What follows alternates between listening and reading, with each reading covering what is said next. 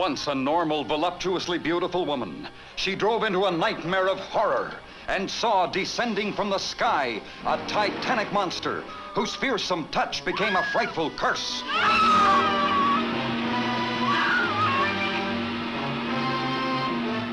You think I'm drunk, don't you? All of you! I'm not drunk! I'm not!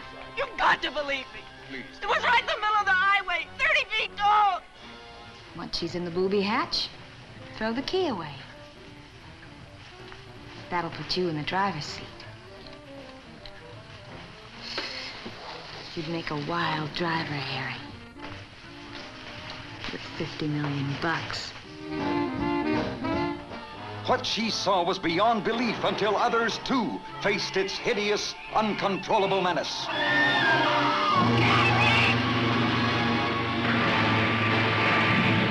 Attack of the 50-foot woman, incredibly huge, with incredible desires for love and vengeance.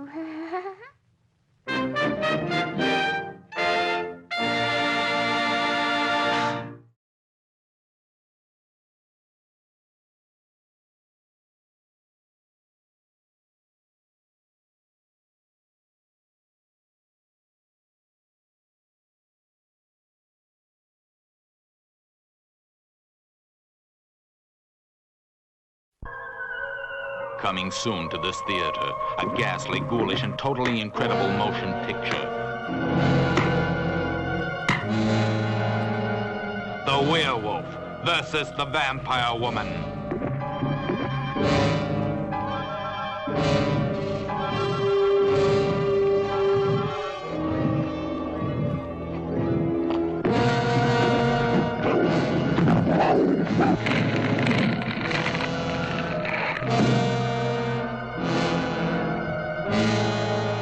This is Wandesa, queen of the vampires and Satan's favorite mistress.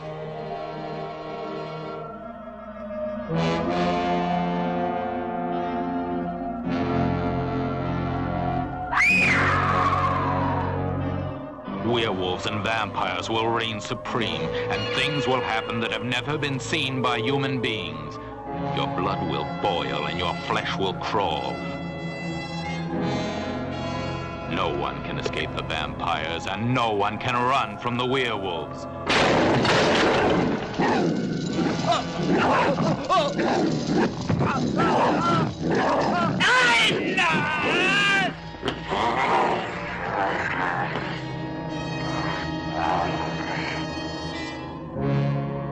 If you can take it, see the most sensational fight to the finish ever filmed.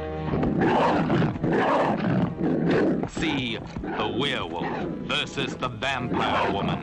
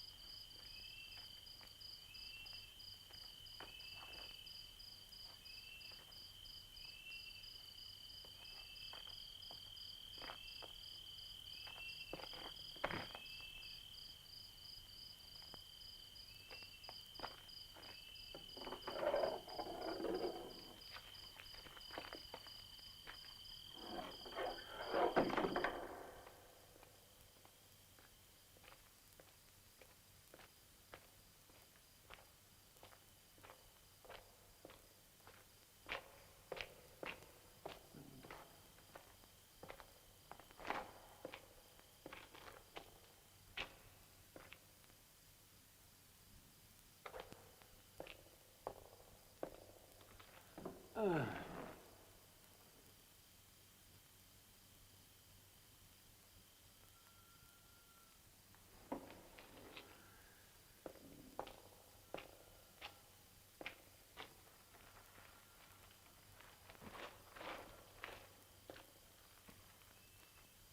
chief exorciser in the district of Baubrasch, I, Count Gustav von Helsing, have oft been beleaguered by the ignorance of the peasantry toward the world of darkness.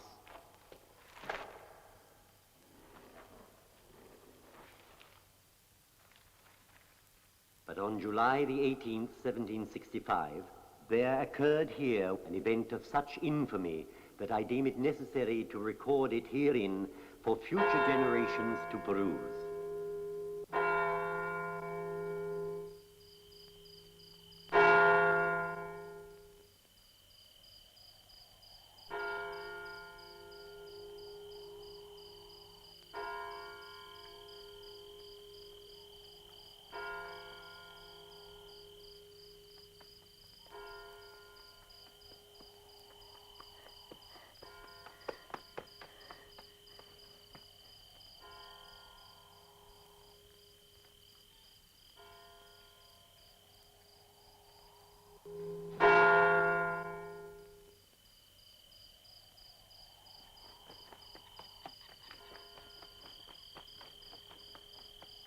Sweet innocent heart,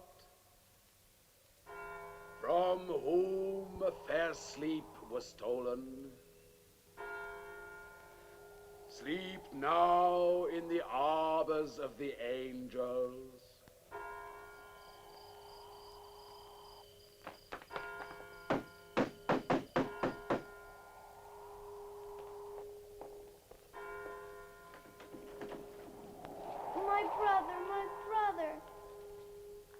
She took my brother. No! It has been enough! Yea, enough! Do you know where she is, child? Yes. Will you tell me? Tell me, please. Yes, child, tell us. If I tell you, will you kill her? Yes, I'll kill her. Where is she? She's in the cave above the lake. Go now and find her! Destroy the witch! Destroy Vardella!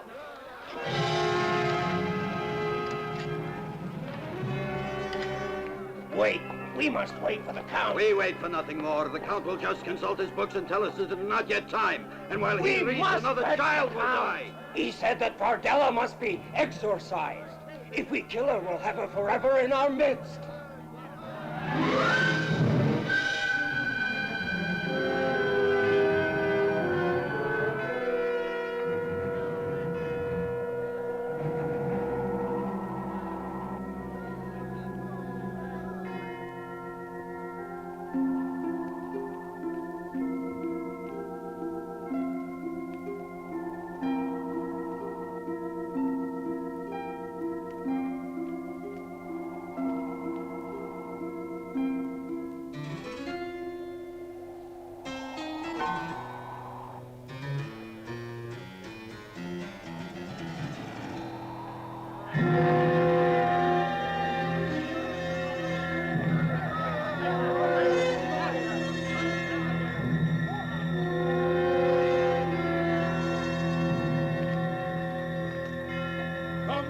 Vardella, thou creature of darkness, sister of Satan, come forth and meet thy avenging God.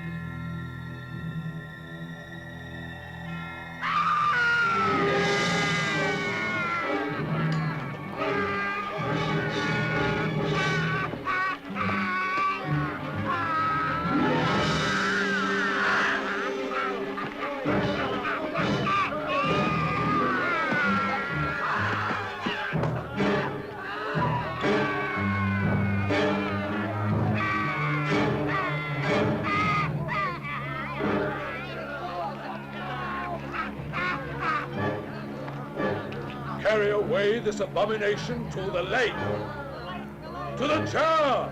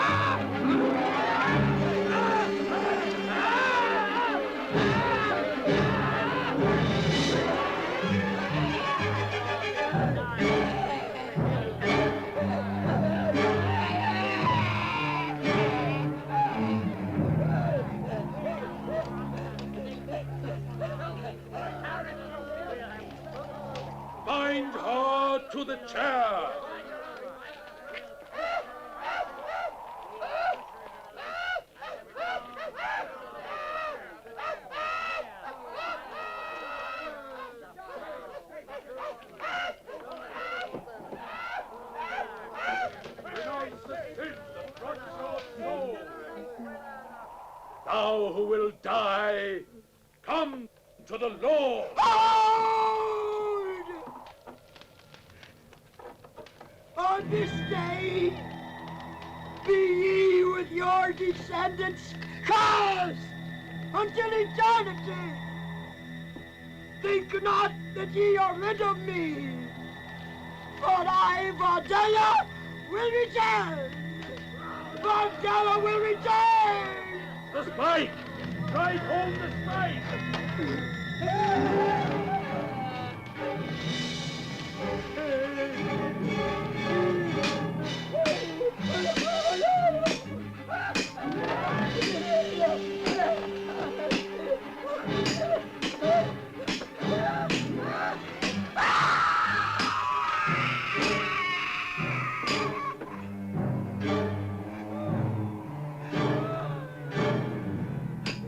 No! Let her die!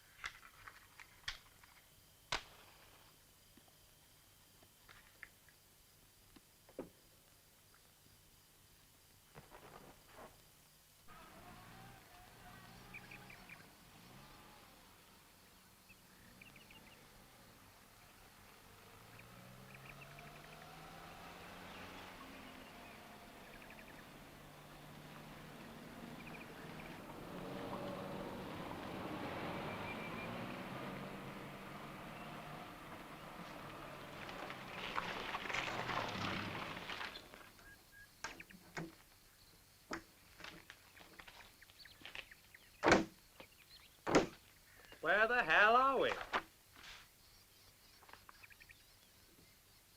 The Sofia Bucharest Autobahn, it appears.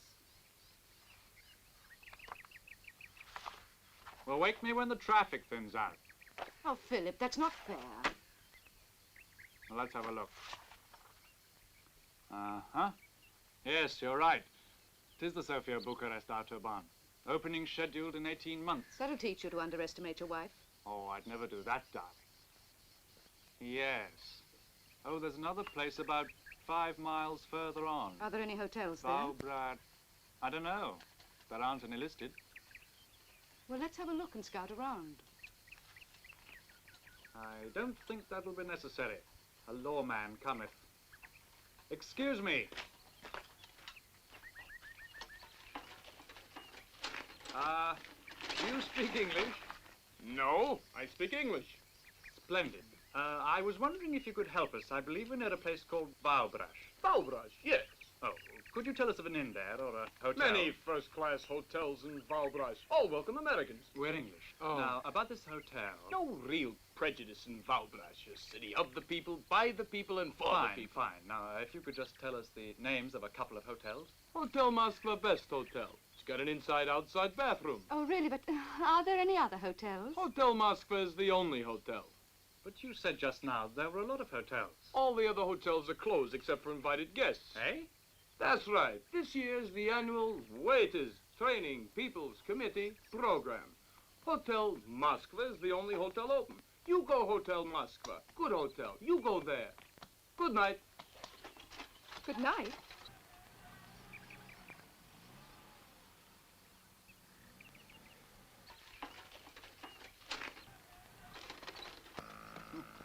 This place is beginning to make me feel like a fugitive from the lost weekend. Me too. I already see red stars before my eyes. Anyway, let's get on down to what's its Oh, name. yes. What a strange place. It's all so full of weirdies and werewolves.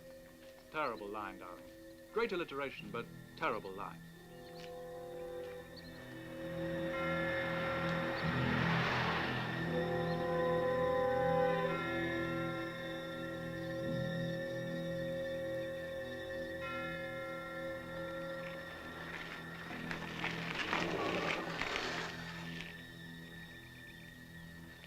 Well, what do you think? More or less the same as you. It'll be another 40 miles to the next town. It'll be getting dark pretty soon. Oh, hello, here comes the big boss. Hello. Completes the picture, wouldn't you say? Hello to you. Welcome, welcome. You're just in time for tea. Did he say tea? Yes. Tea and bread. You be stay the night? I'm afraid we be. You stay the night. I say, you do speak good English. No English, just room, food, and tea. You stay the night, but you must be married for to stay the night. If you not be married, you go away, you cannot stay. Well, he's kind to strangers, anyway. Yes. I take it you're the manager. I be the owner. In the name of the state, I be the owner. Now I'll take the baggages up to the room, and you find a nice table over there for when I bring the tea. Sounds like the best arrangement. Coming, darling? Only for the night.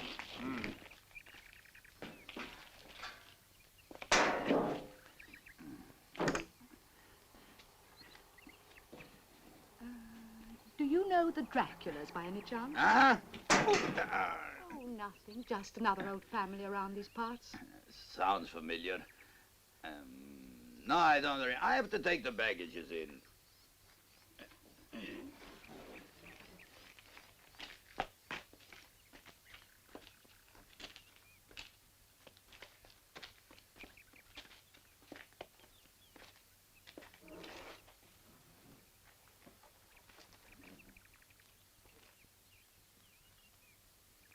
My, I don't take to this place. What, you mean the innkeeper? Him too, but what about that one over there? I pretend you don't notice. Oh, I can't. It's too late. He has a look in his eye that he wants to talk to somebody. The baggages are in the room safe. This is really good English tea. Enjoy yourself. Well. Tea bags are bad enough. They sure are. What did I tell you? Excuse me, but I believe you've dropped your garlic. My what? Garlic, did you say? Indeed, yes. May I sit down? Naturally. We've been expecting you. I'd like to explain the reason for the garlic cloves. You seem puzzled by them. Excuse me, what are you exactly? A guide or something? Certainly not. I'm an aristocrat, a count. I always had the idea that was hardly classed as a profession under your country's present regime. The von Helsing family has never dabbled in trade. Von Helsing, did you say? Where have I heard that name? Do you know the Draculas? Know the Draculas? My family exorcised them, drove them from this earth, staked their evil tyranny in their very hearts. Von Helsing, that's where I know the name from, of course. Count von Helsing, if you please. But surely there are no wicked fairies for you to exorcise nowadays. I mean, what do you do for a living? Oh, I manage. By the way, the heat is much here in Transylvania. You would perhaps, Oh, yes, of course. Where is that comrade who runs this place? Groper! A bottle of Slivovitz for my friends! As we were saying, there are no vampires left in Transylvania. My family saw to that. But you must remember that Transylvania was once the seat of a great satanic religion for many thousands of years, so one cannot be too careful, even now. Do you mean you stay around so that there won't be any new outbreak of sorcery, is that it? Here you are, your ex-lordship. Yes, exactly. The natives wear these things, these garlic cloves, to protect them. Ridiculous, of course. Still, one cannot possibly be too careful, even now. It takes more than that to discourage the depredations of a strong-willed witch. Don't tell me you still believe in witches. Well, now, one can never be absolutely sure. After all, the hand of Satan reached down through many, many centuries. Why should it find its end at the height of this one? Well, that's a theory anyway. Let me tell you a story. Oh, don't be alarmed. I'll make it brief. Oh, do, tell on. About 200 years ago here in Baubrach, there was a wicked witch called Vardella. Really an evil example as witches go. And the stupid peasantry who lived here tried to exorcise her themselves. Ha! The fool! Without going through the proper channels, you mean? Without waiting for my great-great-grandfather, the 12th Count. So naturally they fumbled the whole procedure, allowing Vardella to put a curse on the entire village, its inhabitants and their descendants. If they'd only had the patience to wait upon the wisdom of the 12th Count, there would exist no danger at all. And you mean you sit here, waiting for the effects of her curse to take place? Philip, I'm feeling terribly tired. Oh, I'm sorry. I was getting rather engrossed in this. You will excuse us, Count. We've had a very long and tiring day. Oh, but you must hear the end of the story, if there is to be an end, and I'd like you to see the library. The library? Yes, the only collection of demonic lore left in the whole of Transylvania, since the government outlawed black magic, of course. I'm terribly sorry, Count, but we're really most awfully tired. Oh, well, perhaps you'd allow me to bring round a few samples tomorrow morning, say round about 10? Yes, but noon would be better, thank you. Very well, noon it is. Fine, well, we'll see you then.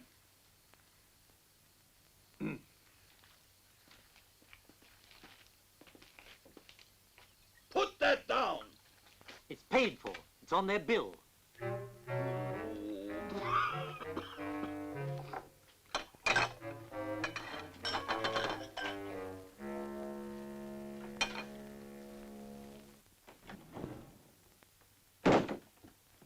What's the matter with you? Bath taps running blood or something? I almost wish they were. All I got was a 2-minute shower and an avalanche of rust. Long live social democracy. It was your idea to have a honeymoon here. Well, the scenery is very beautiful. Including Ladislav Groper, I suppose. Including what? Mine host. His name's on the board outside. He runs the place. God help him, then. He can't do much in the way of business. Oh, I don't know. Transylvania has some pretty weird legends. A lot of people turn up here out of curiosity. And that gives old Von Helsing a basis for a solid living, I suppose. Right. Ah, we have a visitor.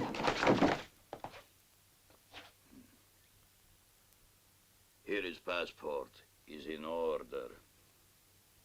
Have you ever tried knocking, Groper? No need to knock in People's Republic. No citizen has got secrets from brother citizens. No citizen has any privacy either, it appears. Privacy breeds conspiracy. Have a good night's sleep. Thanks very much. I was wondering if you had another room. You don't like this one? No. But Herr Ulbricht slept here on his last visit. Thanks for telling us. That makes us feel much better. Darling, this is the bridal suite. Well, maybe it needs a little redecoration, but it's clean. I have a petition into the government for new wallpaper, a new roof, and... You don't suppose a new roof will turn up tonight, by any chance? Maybe tonight, maybe 2 years. They have better things to do than to worry about tourists.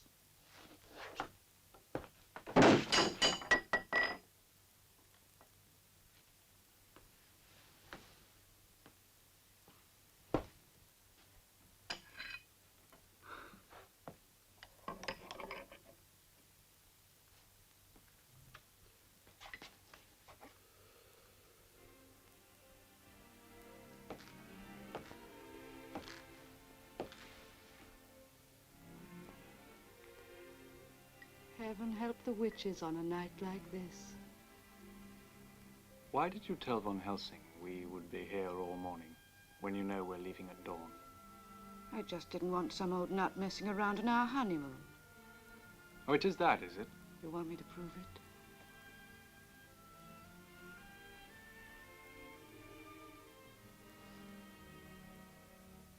I want you to prove it. That thing looks as though it may collapse any minute.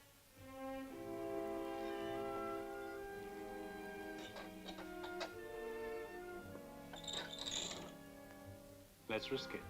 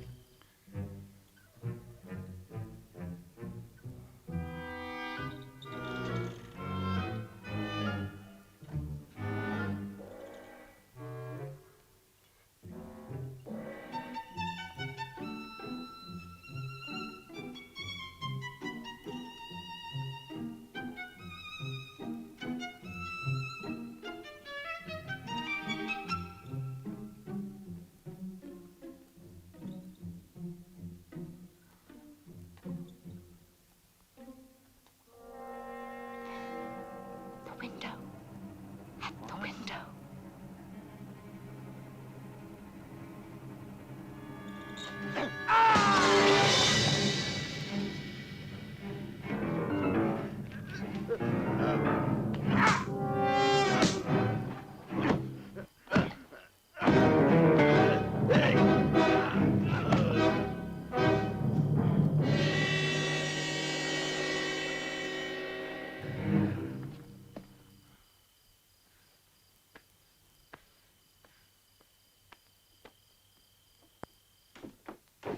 Get dressed. We're leaving.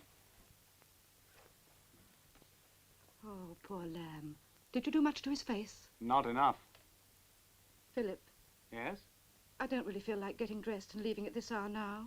Well, what would you prefer? Going back to bed and putting on another show for the management? Oh, you wouldn't dare. You might assault him again. Besides, I've taken other precautions. What precautions? Look. Take that stinking thing Oh, off. no. The goblins might get me. With that thing round your neck, only the goblins would want you. Do you want me?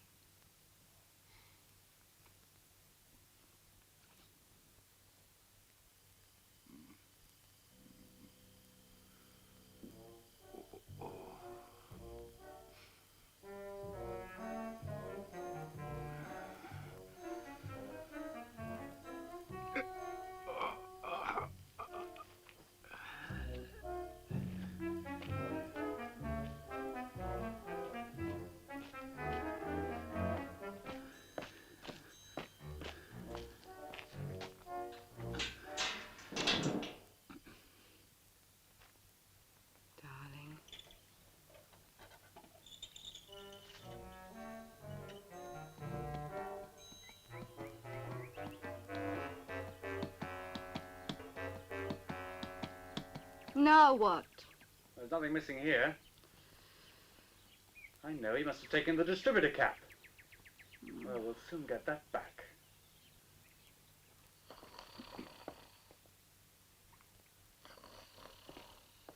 All right, where is it?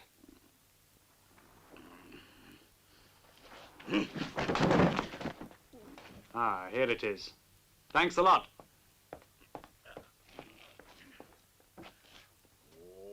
Capitalist dog! Decadent peaks! Imperialist swine! Wall Street warmongers! What on earth are you doing in the middle of the road, Groper? Oh. Have the English couple come out yet? No! So much for vile Bowbrush and its lunatics. Oh, I don't know. I thought it was rather quaint. So was the play.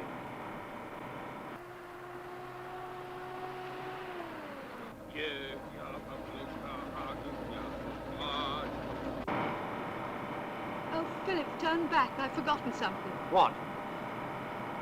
My garlic.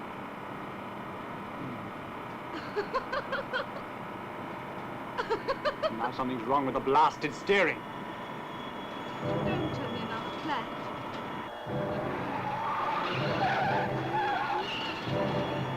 Philip! It's out of control. You chestnut, you. Come, stop!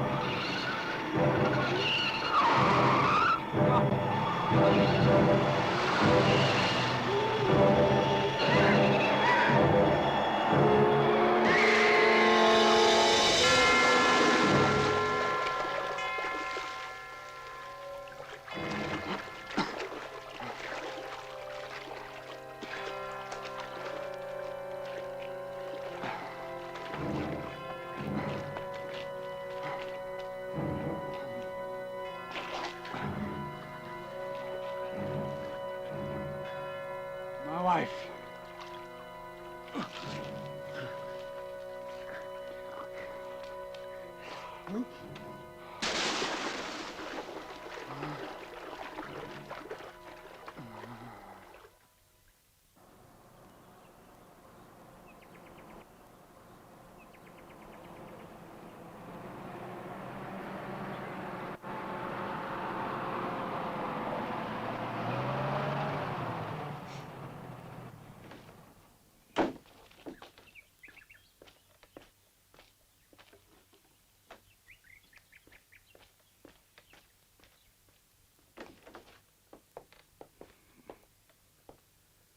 Drink. I need a drink. On the table, through there. Today is the day I remind you that you owe me a couple of favors. You have to help me to think. Impossible. I can't even think for myself. I've just seen something terrible. Your wife. No, but just now a foreign car went right into the lake. A Volkswagen? No, it was an accident. I mean an Englishman with his beautiful wife. Beautiful. Even mine is better. It must have been some accident. No jokes. The police will blame me as usual. Are they dead? Only the woman, and the other one's very weak. Too bad. So pretty. Groper, I never understood your taste. I didn't marry your wife. Forget my wife. They're outside in the truck. If we fix up the man, maybe he'll say the accident wasn't my fault. Why should I help him? He cut up my face for the window. Because you have to help me. All right. I want to see him again anyway. Let's take them inside. The police may come along. You're going to get me in trouble. Why would I do that? Can I help it if the police have been looking for a dirty old man who spies on old ladies?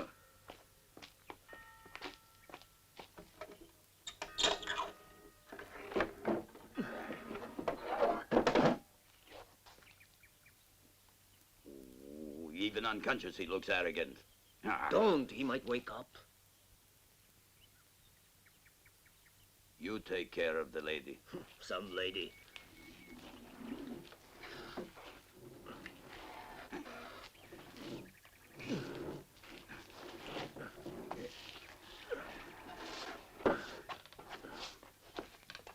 Keep them here until I get witnesses to say I was skiing in the Carpathians. But what if they find them here? Say I'd gone for the police. And don't touch him, at least until I'm safe. By the way, why did he beat you up? Were you peeking in his bedroom window or something? Hey, Groper? Because he caught his wife making eyes at me.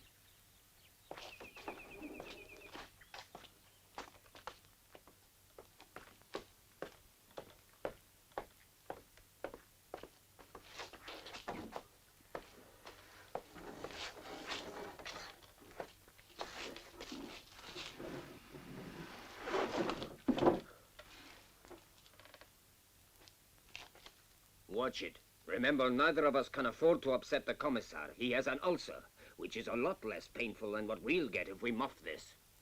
We? We.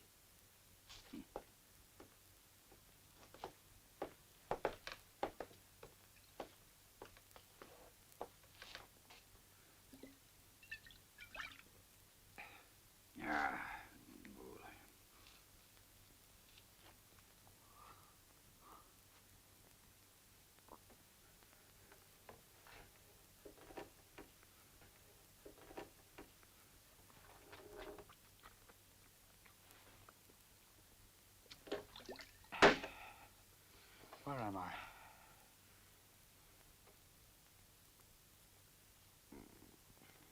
Veronica. What have you done with Veronica?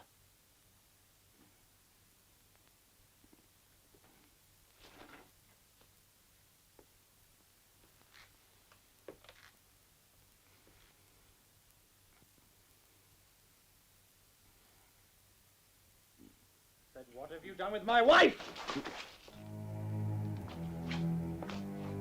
Over there. Look!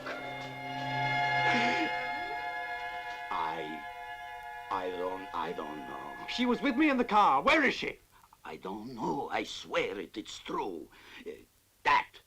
He brought that out, the truck driver. That's What do you all he mean? brought. My wife was with me in the car. She was right there beside me. Now, what have you done with my wife? What have you done with Veronica? Nothing. I swear it is true. I don't know. What the devil is happening? I've never heard so much... Von Helsing, you've got to help us. We had an accident and Veronica was thrown... Is she alive? Did you find her in the car? You? No. The truck driver brought them in. It happened in the old road by the lake. Their car waiting. Oh, she's dead, all right. The lake of Vardella. And this was in the car? Yes. Do you know her? But about Veronica! Yes, indeed. I'm afraid I do know her.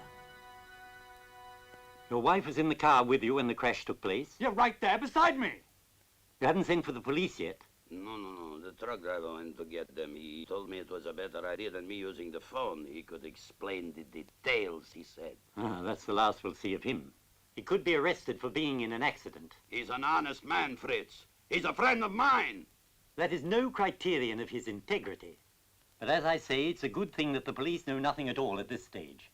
What do you mean the police don't know? She may still be in the car. She could be alive somewhere. But what's this? Quiet. Be still. Everything possible will be done to find your wife. Do as I instruct you and we may yet save her. Save her? Go to the room you had last night. I will join you there in a minute. What the hell do you mean by... It is vital to do as I say, if you are ever to see your wife again.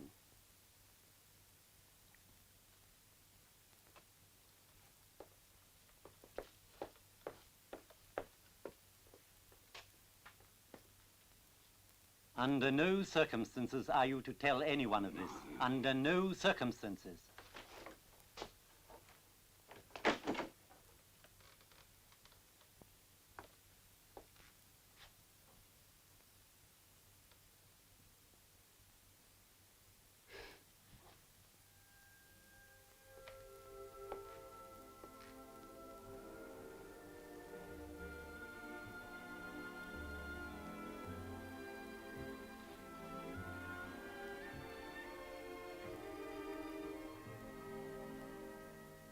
And you are not to touch that woman there. But I have sufficient evidence concerning the way you run this rest house, not only to deprive you of your license, but to bring about your immediate arrest. Nothing wrong goes on here. I run a clean house. I do. No couple comes here that are not married. Not ever they do. Piffle.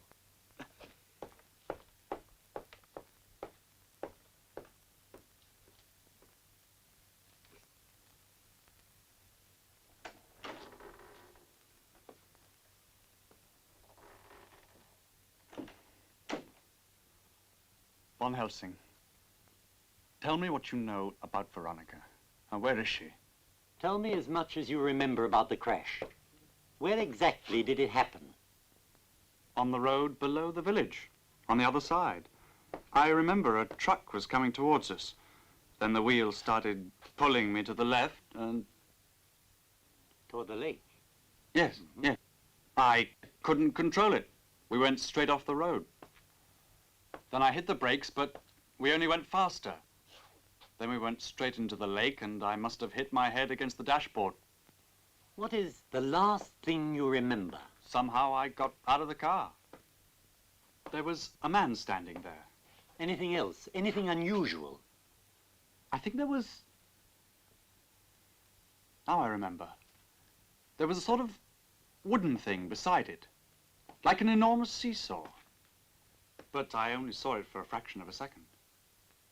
Uh-huh. Now, it may be difficult, but you've got to trust me completely. Don't ask me any questions now. You understand that? Come with me. To the police? No, not to the police.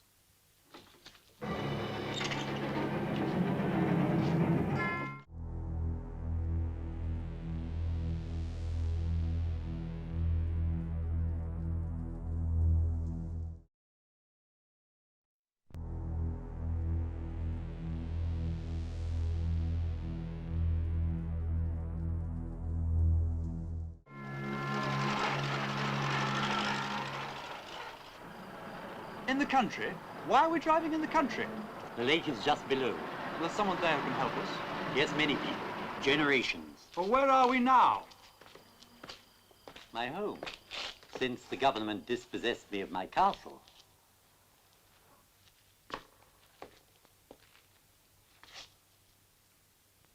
Please, trust me. Just a moment and we'll have some light.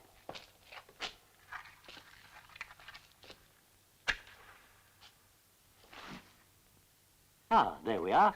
Please make yourself comfortable.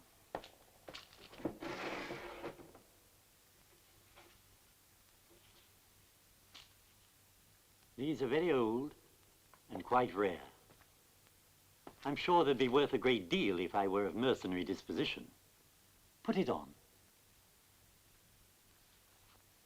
Not quite foolproof, of course, but enough to put the old girl off for a moment, And that moment may mean just the difference between success and failure. The death of Vardella the witch, her imprecation to her tormentors.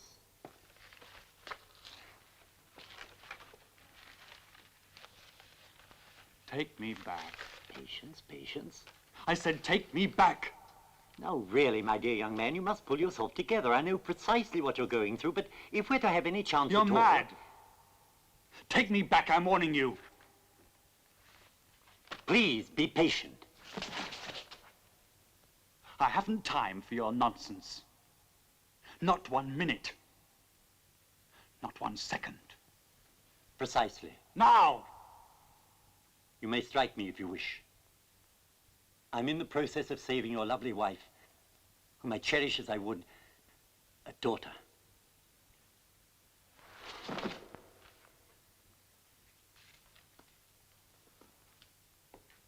And beyond that, my responsibility encompasses every human being in Bowerbrash. Their peril is every bit as great as hers. Now, settle yourself and listen to this.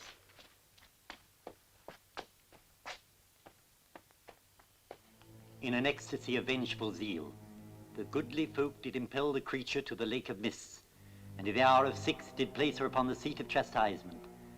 And they heeded not her imprecations, nor her foul prophetic utterance, I will be back.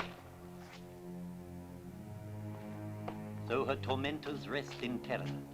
In such cases, it has been the experience of your author that the powers of evil shall make manifestation of themselves, using for a fusing agent the person and spirit of an innocent. The hour of reincarnation is thus prefaced by the appearance of the emissary of Satan in form as one dead.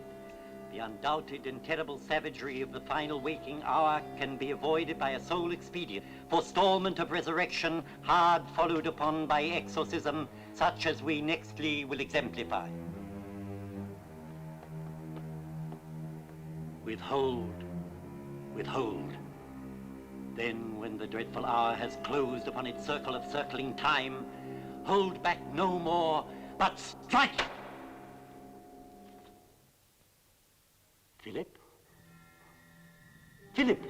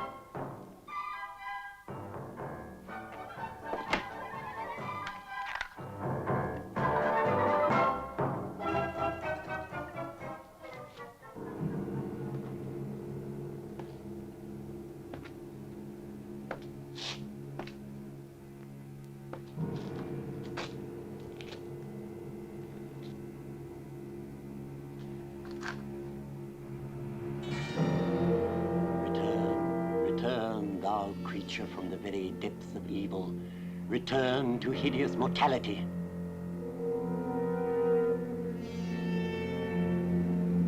Return, thou creature from the very depths of evil, return to hideous mortality.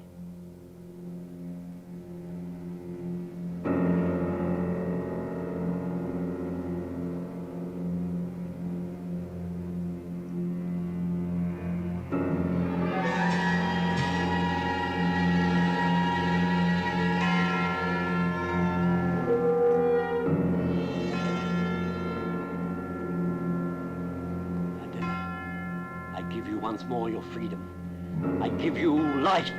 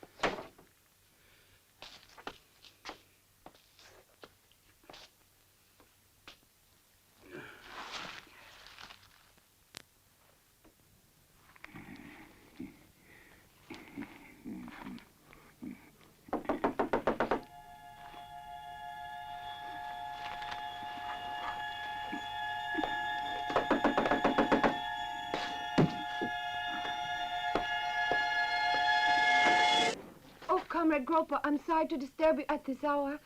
It's a very welcome disturbance indeed.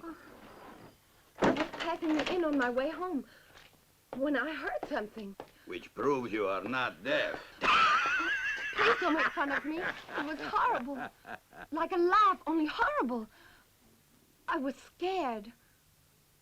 So you thought you'd look up your Uncle Ladislav for a little comfort, eh? I was scared. I'm sorry. I'll go. Oh, no, stay right here. Come in, sit down. I'll get you a drink.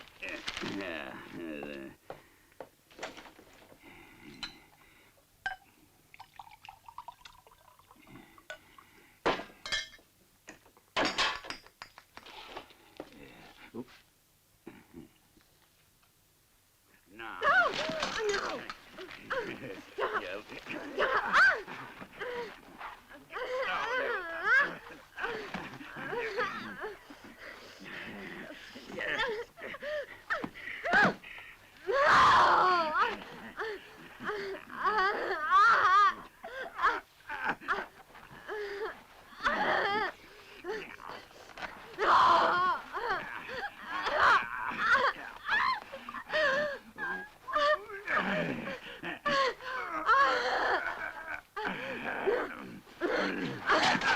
Stop!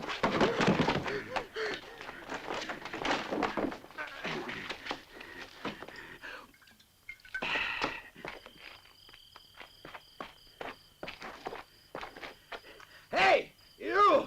Come back here! Telephone, police! Oh.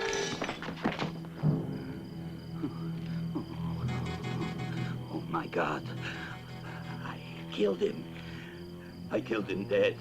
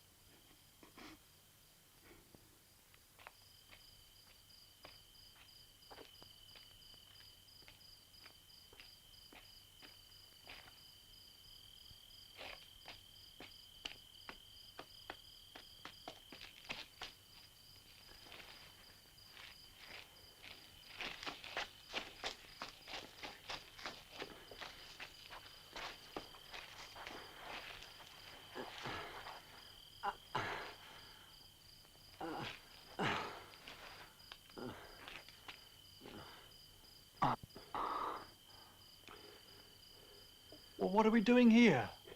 Who could have been run over by a bus. That's ridiculous. Of course. The damn fool hit me with a bottle. Why? I asked to use his telephone. Oh, yeah. Philip, she's escaped. What are you talking Vardella, quickly. There isn't any time to lose. We must get to the car. Wait a minute. Are we going to the police? What? Yes, of course.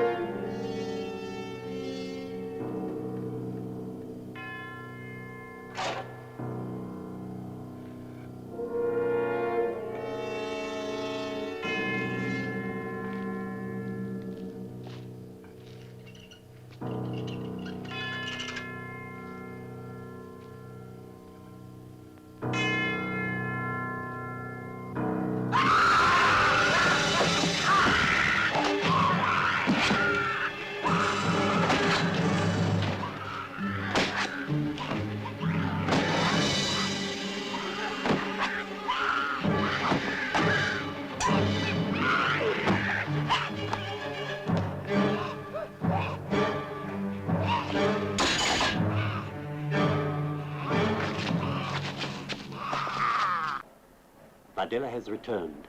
Unfortunately, she has chosen your wife's spirit to possess. I see. Today is the 200th anniversary of her death. She swore vengeance on this village before she died. The descendants of all who were party to it are already marked as her victims. Can't the police put a stop to it? No. The only way the police could stop her would be by shooting her down. And the only way we can reunite you with your wife is to keep Vardella alive until we're able to achieve complete exorcism. I know you don't believe me, but I only fear we may soon be seeing proof of everything I've told you. Oh, of course I believe you. Stop the car!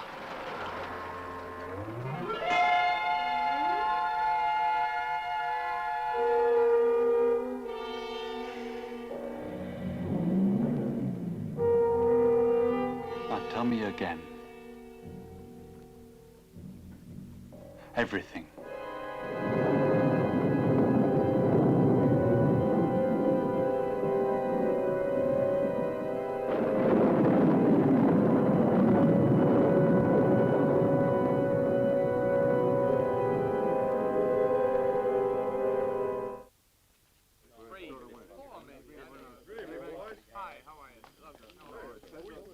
It's Boris's bird. No. Boris is bird. I don't know. The other one's been in for weeks. It's been here a while. It's been here a while. It's in good shape. The last time.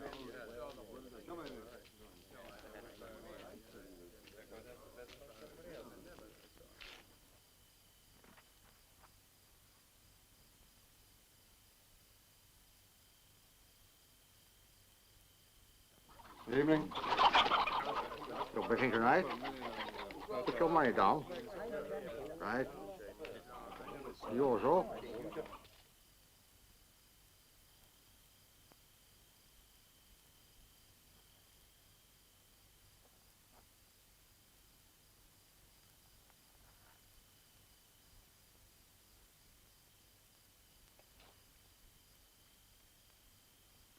Well, I know. No. Well, let's put the money on. Gentlemen, have you all placed your bets? Right, let's start the fight. Here we go. Here it happens. Now.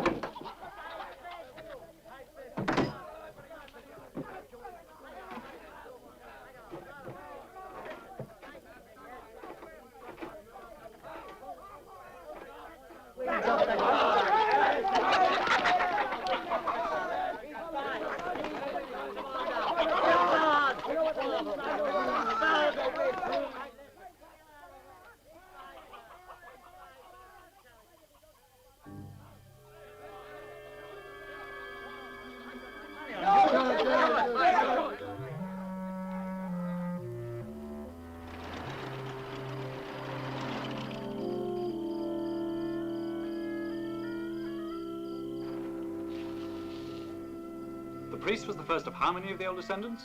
28 adults. I haven't checked the children for over 2 years, but there are many, many. Well, I'll take the streets on this side of the square. Good. If you see her, call me. Hurry.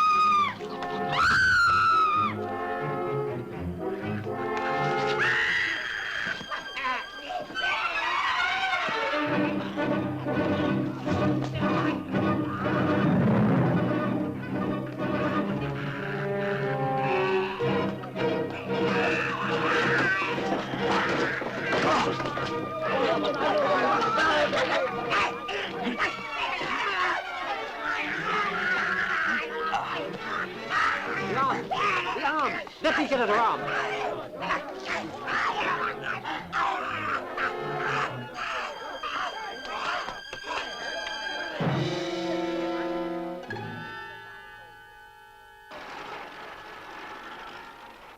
What are we going to do about that kid? Won't you tell his parents what happened? I don't think so. He'll be too frightened they'll find out where he's been at this time of night. I suppose so. And what are we going to do about that? The shot I gave her ought to keep her under for a while. Quadruple dose. And when she wakes up, then what? Don't worry about that. I know just the place for her.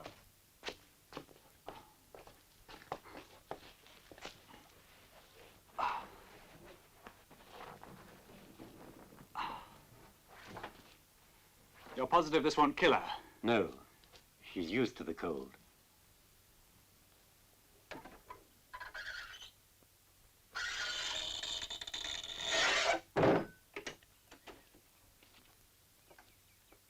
Where is that crass idiot? Dead, I suppose.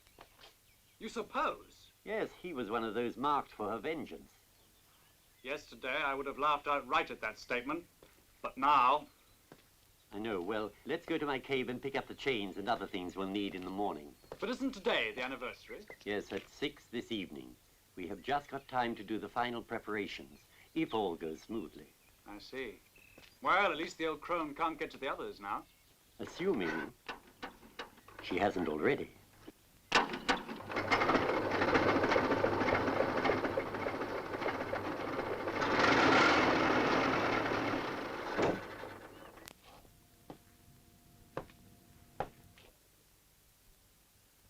What, another one? The night patrol found it in the chapel. It's the innkeeper. Is he able to talk? No, he's already dead. Then he's obstructing justice.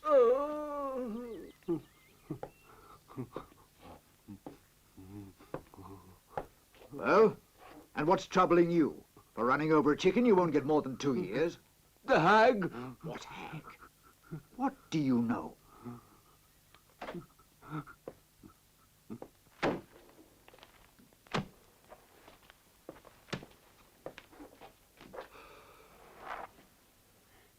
Calm yourself, Philip. There's nothing we can do at this moment.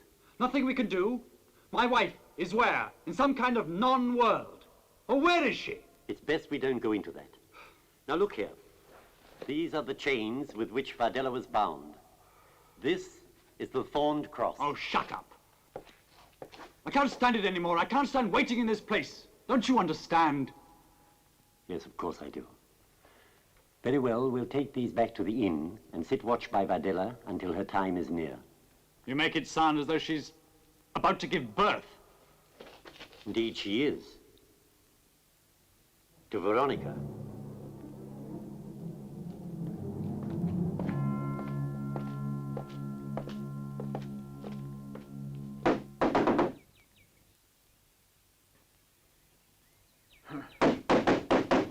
Fools! Break down the thing!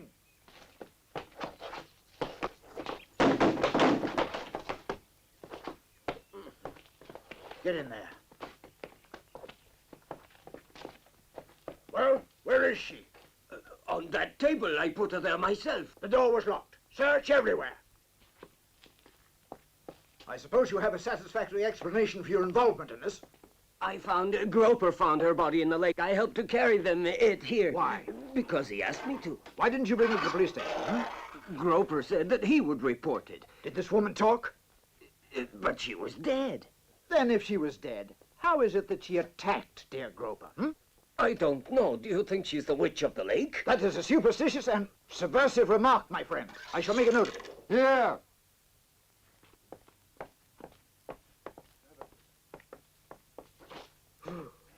Revolting. And dead.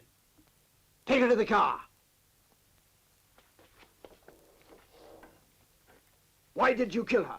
But I didn't kill her. Out of the way.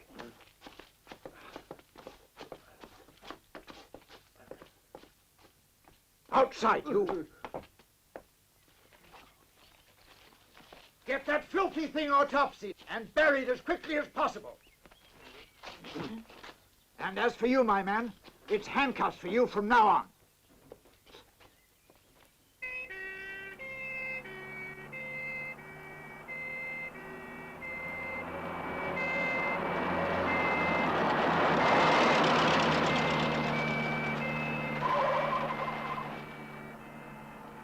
What do you think they wanted?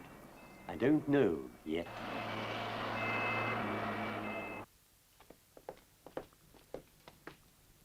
Gone. They've taken her. They'll kill her. But won't they assume she's already dead? She's a found body. They'll perform an autopsy and that will kill her. We're ruined by work. Damn your work. Now where will they take her? To the clinic at the station. Let's go then. You're mad. They'll throw us in jail. They'll put us in prison for 50 years. I'm a British subject, for God's sake. Oh.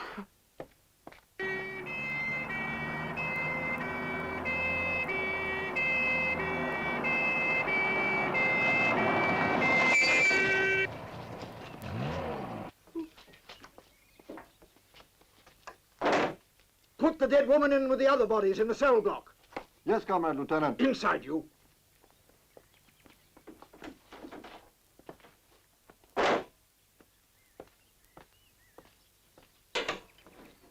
Whew. She smells like the bottom of a swamp. Go get a stretcher.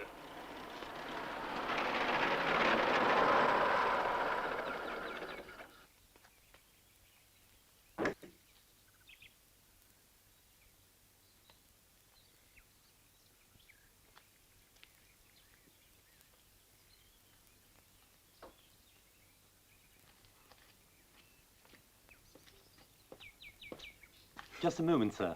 But I believe you have my mother there. Impossible. Just let me see, please. Yes, that's her, poor dear.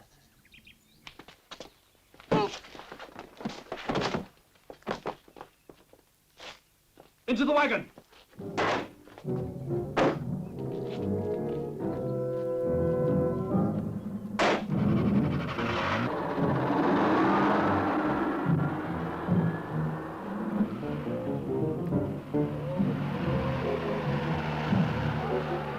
Somebody's stolen our car.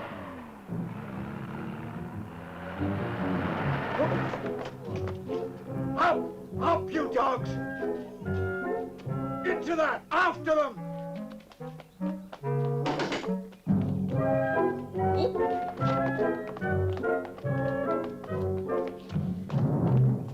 Get in! Get in!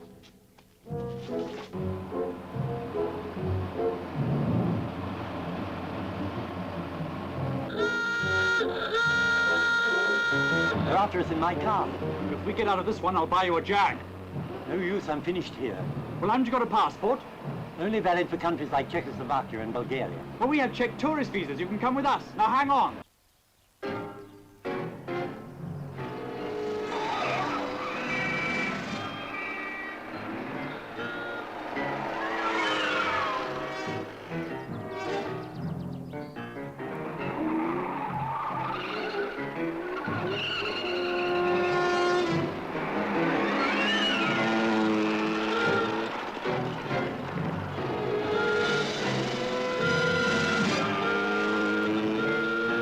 They still with us?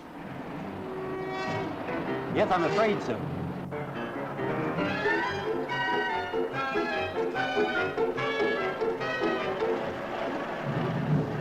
Look at this! Fire at them!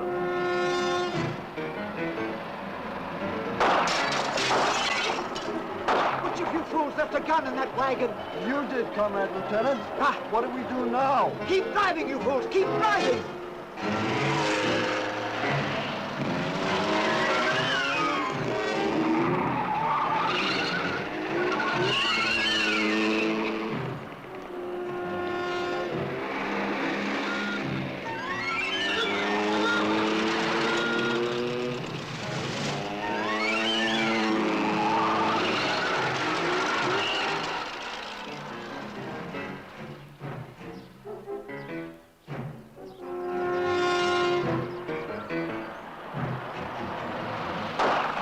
Faster, faster! Faster? You're joking, Paul. Then here! Faster! Faster!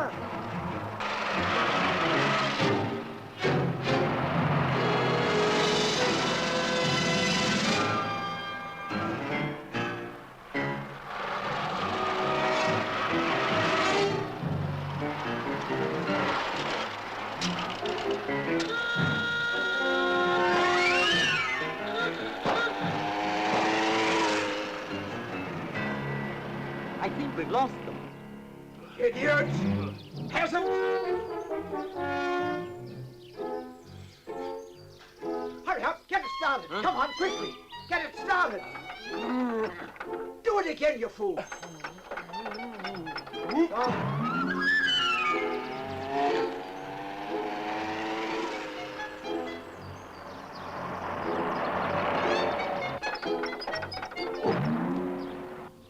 Cretins! Imbeciles!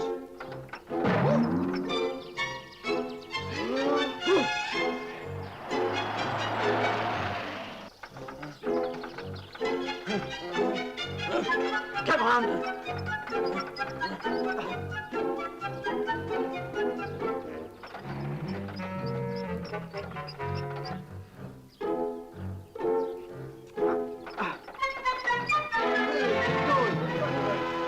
What are you waiting for? Get in!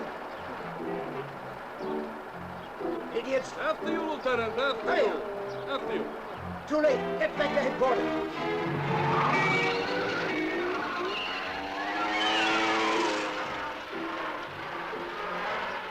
Get out and push. Push! Push! Harder! What? Wait! Hold it, stop. Lieutenant, wait, wait. Stop, wait for me. Get in front of the fool!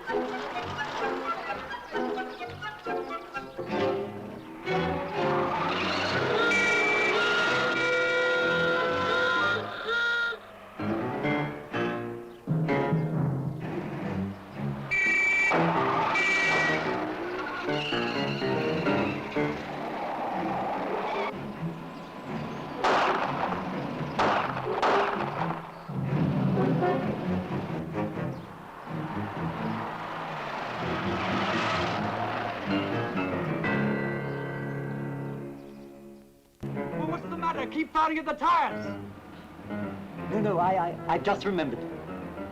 We've left all the instruments of exorcism in my car. We're lost without them. What? We must get them back. You must stop. Well, how can I? They'll catch us.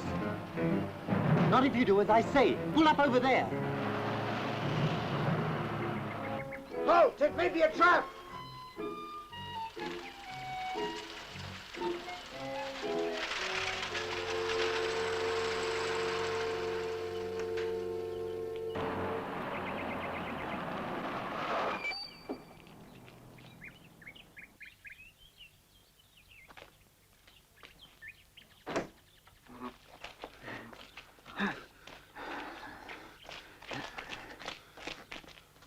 Philip, you take the gun. I'm not up to this sort of thing. I'm not exactly keen on killing in cold blood myself, but if it's to get Veronica back...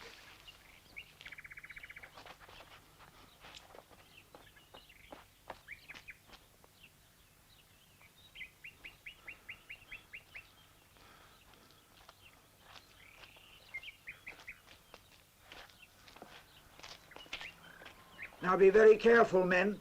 No mock heroics.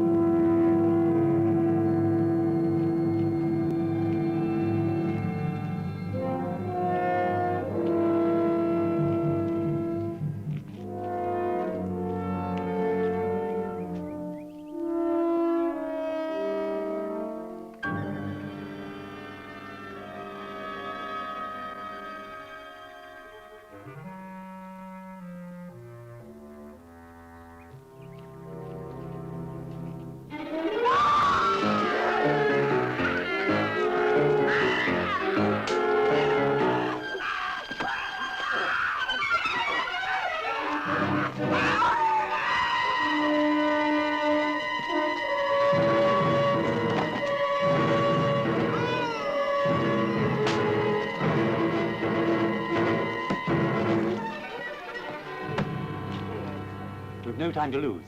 Quickly, we must get it to the lake. But can we still make it? Yes, I think so. What time is it? 5:48. Hurry then.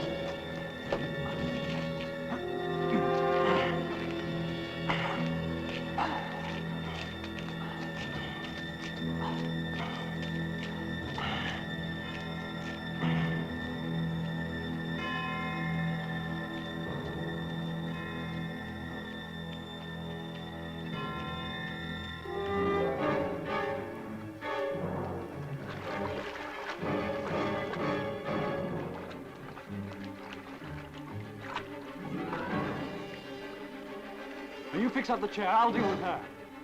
Hurry!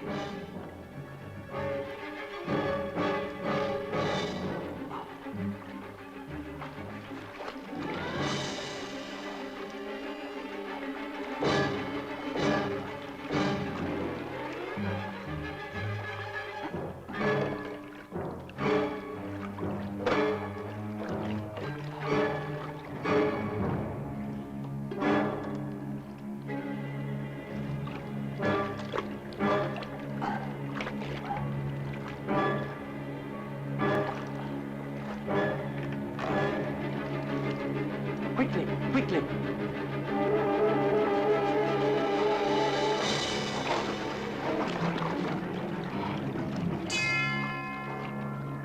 Wait, we'll have to make one small change in the ritual. We'll make it! If we use the spike, you'll never see your wife alive again. It's almost time! Make it, for God's sake!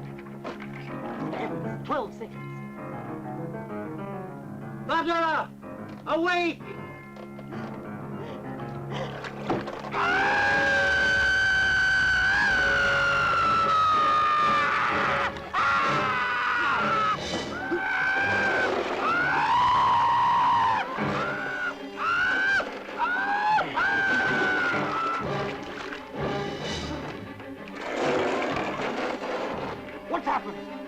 Where is she? Where's Veronica? She must have come out of the chair. Behind you! You blithering fool! Look! The light!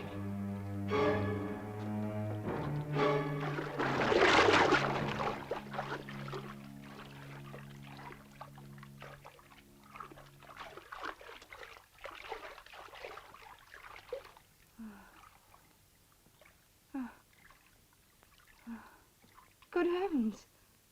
I'm soaking wet.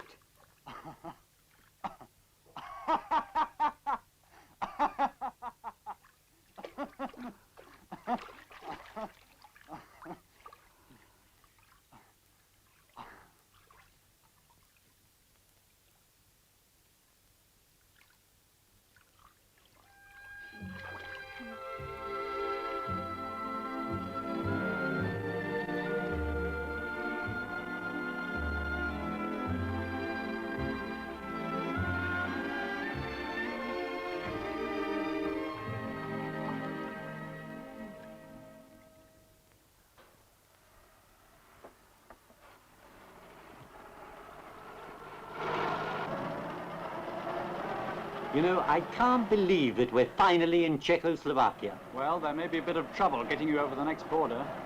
Oh, I'm sure you'll think of something. Yes, I suppose so. Well, where would you like us to drop you off? In England, if you wouldn't mind. There's not much in the way of exorcism there, I'm afraid. No, I suppose not. I do feel rather guilty about leaving Valbrecht. You see, there's no knowing what sort of devilry may turn up that I ought to be on hand to contend with. Now, you forget Valbrecht. In fact, I'm going to work very hard to do just that. Oh, darling, didn't you like it? Valbrecht is the most unspeakable, inhospitable, uncomfortable place on God's earth. Quite right. But I'll be back. What did you say, darling? I said, I'll be back.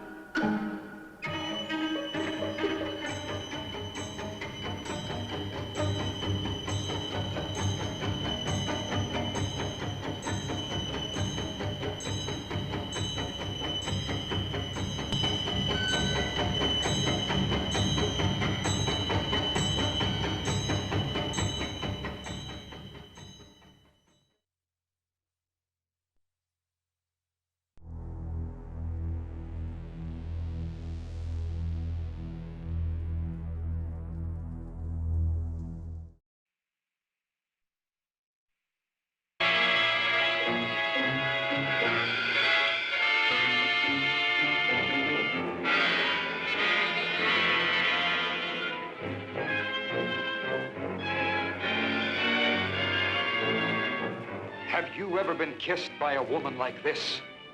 This is the story of an adventure so fantastic and horrible as to make a man of science doubt his senses.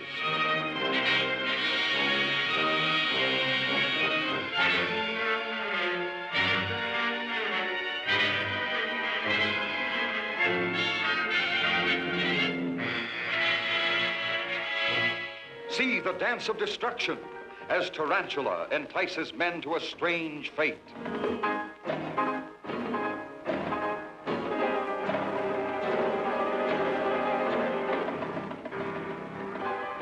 Lost women, lost because they were born without human souls. Children of abominable deviltry and twisted science, unleashed by insanity. He has human beauty and intelligence, still possesses the capacities and instincts of the giant spider. Who could have shot him? Nobody shot him. Look, these are not bullet wounds. What could have killed him? I don't know. I hope we won't have to find out. Aren't you afraid, Grant? I'm scared stiff. If you're frightened, what do you call him? I'm getting out of here. The terror of mortal man, paralyzed with fear, bereft of reason, facing the horror of the giant hexapod.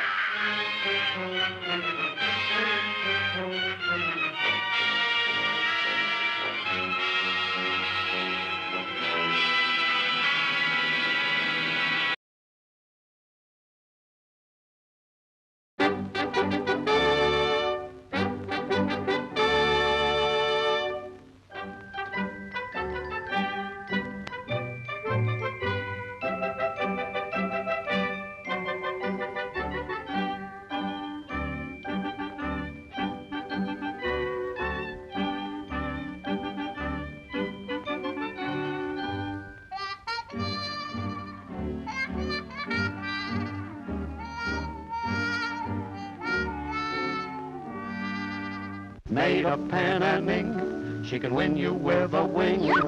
Ain't she cute? Sweet Betty.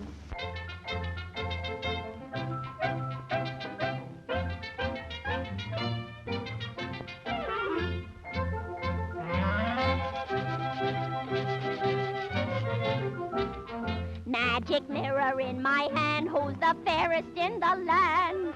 You're the fairest in the land. You're the fairest in the land.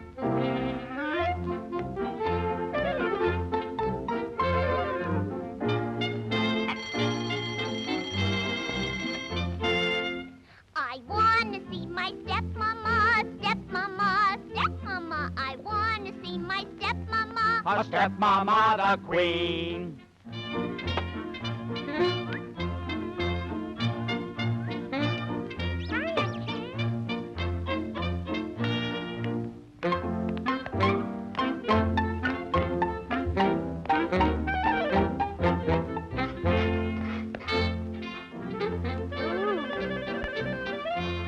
I've heard about your looking glass, looking glass, looking glass. I've heard about your looking glass. And what it says is so.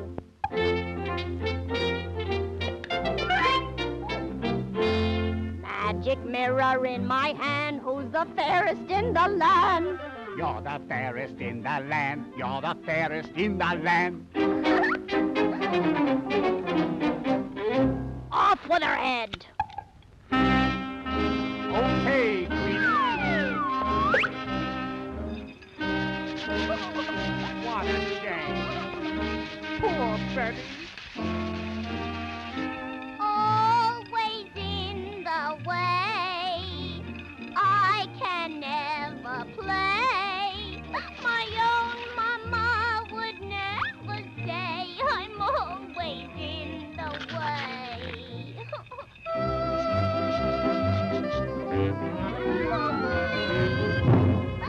Don't leave me here alone. I don't want to freeze. Save me, save me!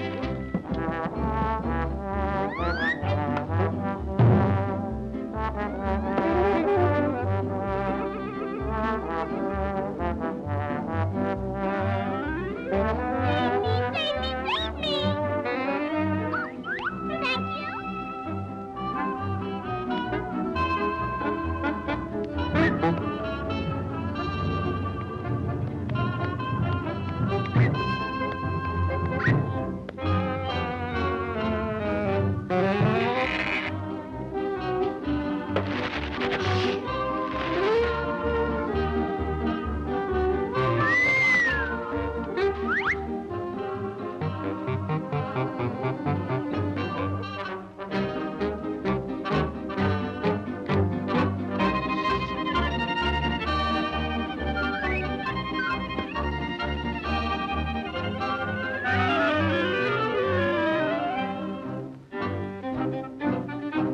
Am I the fairest in the place? If I were you, I'd hide my face.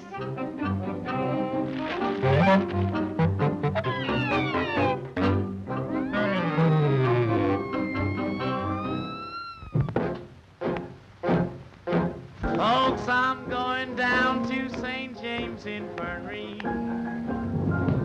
See my baby there, she's stressed out on a long white table. She's so sweet, so cold, so fair. Let her go, oh bless her. Wherever she may be, she will search this wide world over, but she'll never find another sweet man like me. Now when I die, bear me in my straight leg breeches, put on a box back coat and a Stetson hat. Put a $20 gold piece on my watch chain so you can let all the boys know I died standing pat. Then give me 6 crap shooting pallbearers. Let a chorus girl sing me a song. Put a red go along. Folks, now that you have heard my story, say, boy, hand me over another shot of that blues. If anyone should ask you, tell them I got those St. James Infirmary blues.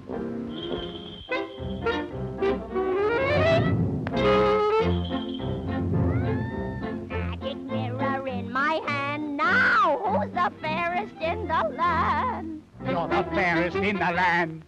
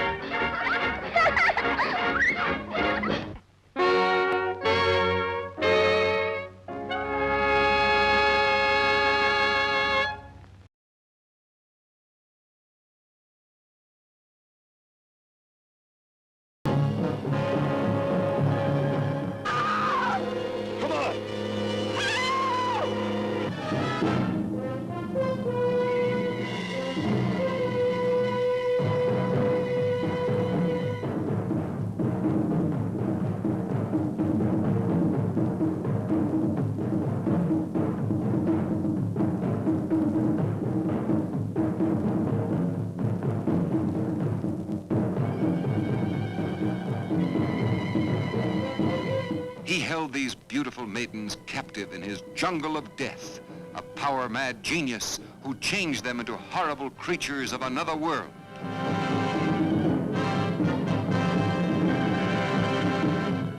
Then 3 strangers stumbled upon his green hell. 2 men and a lovely girl who held civilization's last chance to halt this all-devouring evil. Could they stop all this terror? Could they stop this madman who turned these lovely maidens into half women, half beast she-demons? For terror that has no equal, for excitement that never lets up, see this explosion of frightening fury that flames into a motion picture experience you will never forget.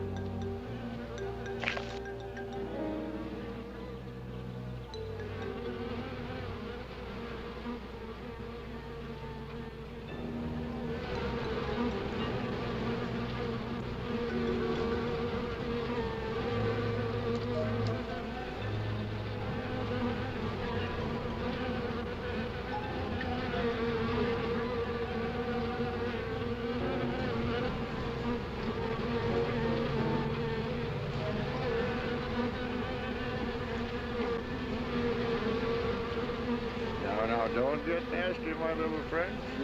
Your puppy's not going to hurt you one bit. Just relax and sleep.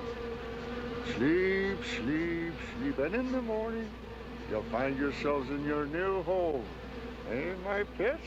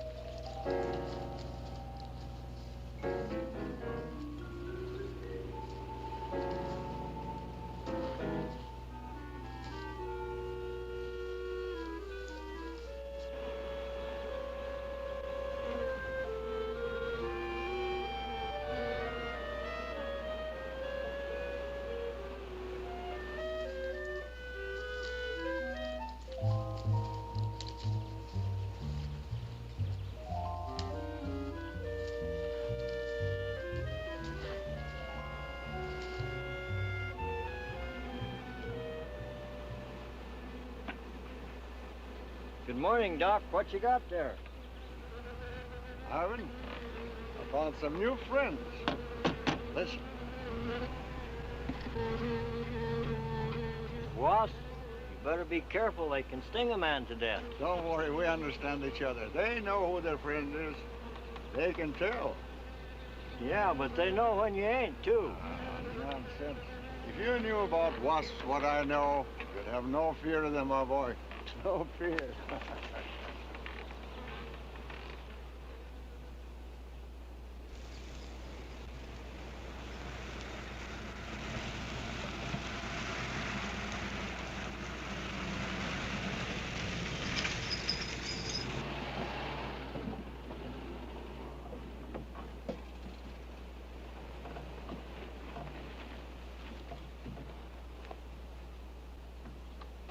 Hey, you! Give us a hand here. Hello there, Mr. Barker. Yeah, surprised to see you out here in the field, sir.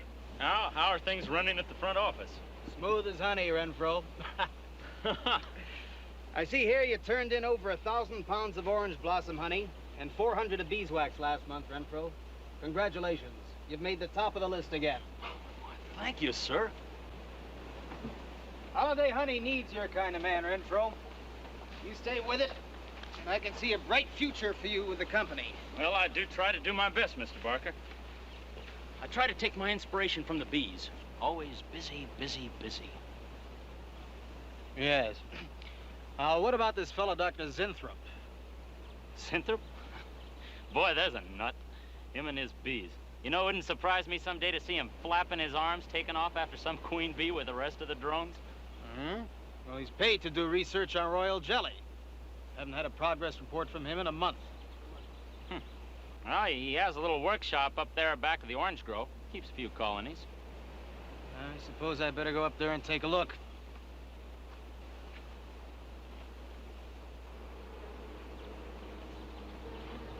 Hey, you!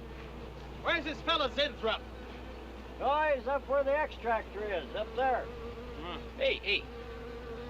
This isn't a honeybee. These are wasps. Wasps? Who's responsible for this? Most likely Dr. Zinthrop, sir. I told you he was a crackpot. Zinthrop, huh? Zinthrop.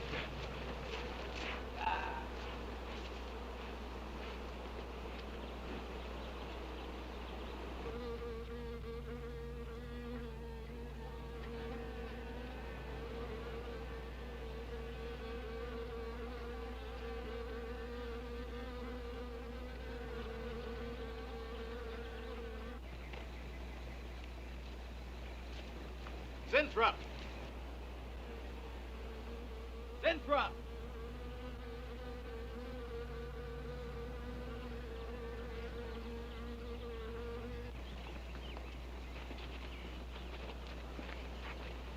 Now look here, Zinthrop, what's all this nonsense about wasps? I'm so glad you dropped in, Mr. Barker. Mr. Barker, I'm on the verge of a great discovery. Discovery? What do you mean? Well, sir, I almost perfected a new method of extracting royal jelly from the queen wasp. According to my figures, you're better at extracting funds from the company. Now look here, Zinthrop, over $1,000 last month for miscellaneous. Yes, I know. But, Mr. Barker, let me just show you something. Just let me show you something. Already I've learned to slow the process of aging. Soon, I shall be able to reverse it entirely. What are you getting at, Zinthrop? Look, what do you see? See a big dog and a little dog. Let's say an old dog and a young dog. All right, so what? Well, they're exactly the same age. You see, the little one, Greta, has been given regular injections of my compound from the queen wasp. Just like I told you, Mr. Barker. Now look here, Zinthrop. I understand about science and progress and all that, but you were attained to extract queen bee royal jelly. Now, it's a health food, a cosmetic. It's not a miracle drug or an elixir of youth. That sort of thing is impossible. Oh, but Mr. Parker... Zinthrop, I'm sorry, Zinthrop, but I'm gonna have to let you go. You just don't seem to be one of the team. You understand. Good luck. I'm sure you'll fit in somewhere.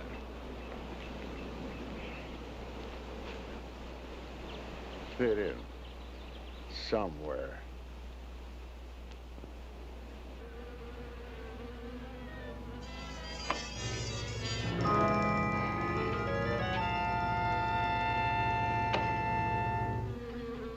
Oh, now, don't worry, my friend. We shall find a home somehow, somewhere. Oh, but you sound impatient. I know. It's your babies, huh? They're hungry and they must be fed. Now, how would you like a nice, juicy little caterpillar, huh? You'd like that, wouldn't you? There. Now, you must eat them. Be strong because, well, a lot of work to do together. Yes, sir. A lot of work.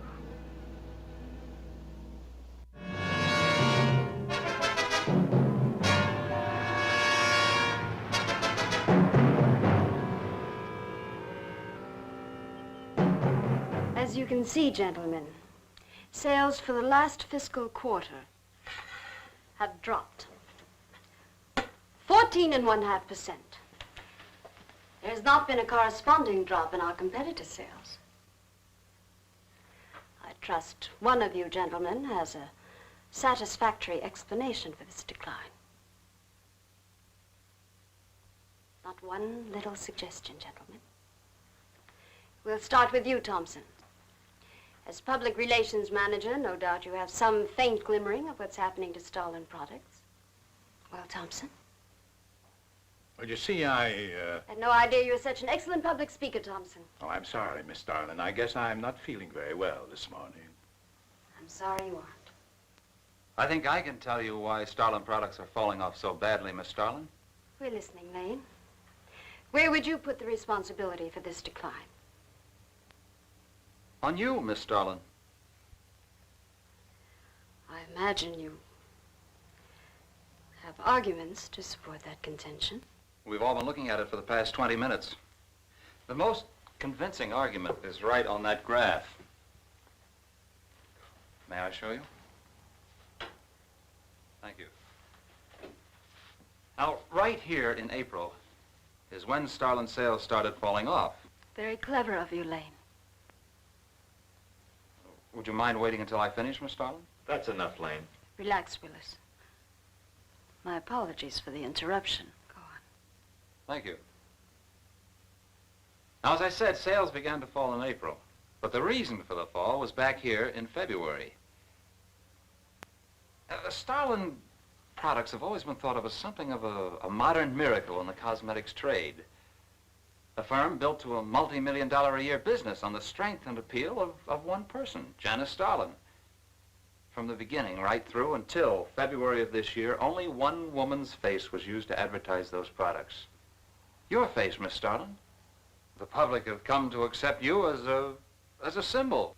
Well, now, after 16 years, they see a different face. They don't trust it. They feel cheated. The simple fact is that Starlin Cosmetics should have Janice Starlin's picture advertising them.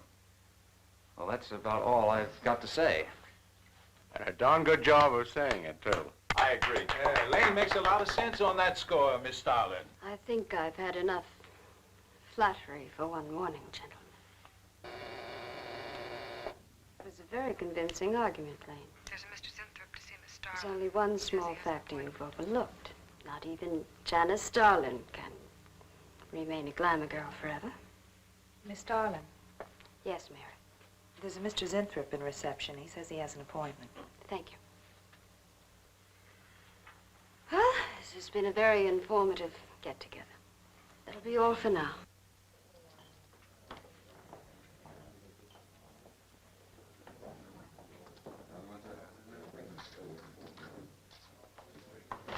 Oh, Arthur, Yes, Miss Starlin. I'd like to see you in my office, please. Sure, Miss Starlin. Take it easy, hotshot.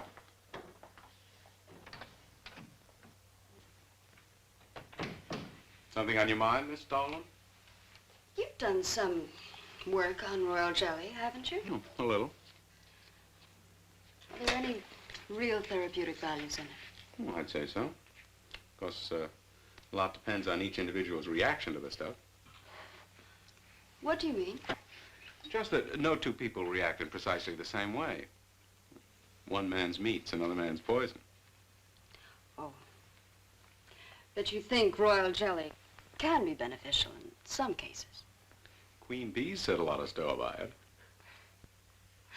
I'll accept that as an affirmative answer. Supposing a more powerful form of royal jelly could be obtained. From the queen wasp, for example. I mean, well, do you suppose that might have some rejuvenating effect on a human being? I'd stay away from wasps if I were you, Miss Starlin. Socially, the queen wasp is on a level with the black widow spider. They're both carnivorous. They paralyze their victims and then take their time devouring them alive. They kill their mates in the same way, too. Strictly a one-sided romance. Well, I'm not exactly interested in the love life of the queen wasp. I want your opinion on the possibilities of using enzyme extracts from royal wasp jelly, commercially. Well, if you want an honest opinion, Miss Starlin, Of course I want an honest opinion. then my advice is forget about it. Thank you, Arthur. Anytime, Miss Starlin.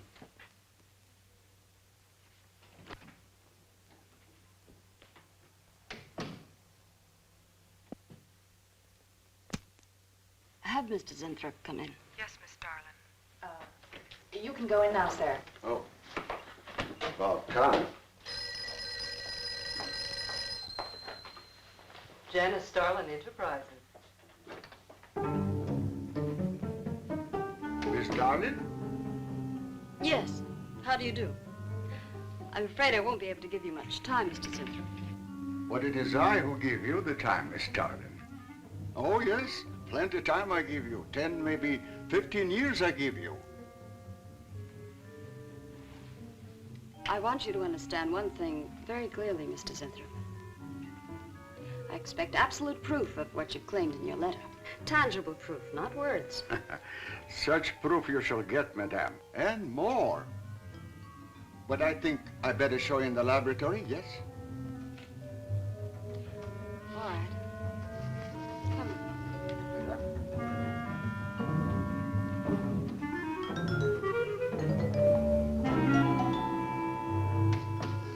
Look. They look terrible. What Why don't you put them out of their misery? Madame, you ask for proof. Please be kind enough to look at proof you ask for. May I proceed? Thank you.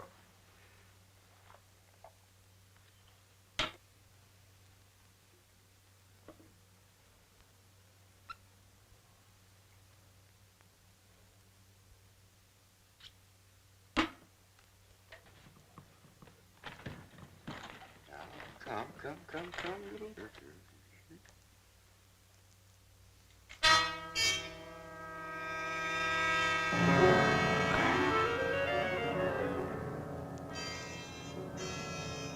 In a few minutes, madame, you shall see a miracle you shall not believe. Oh, no tricks. You may look if you like. I have no tricks. Well, don't look at me. I'm not changing.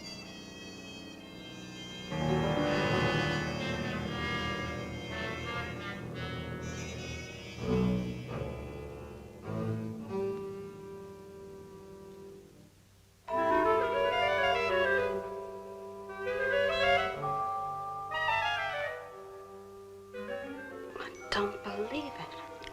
It's not possible. I see you do not believe one animal, so I bring two. I show you again, yes? Yes, I must be sure. Yes, madame.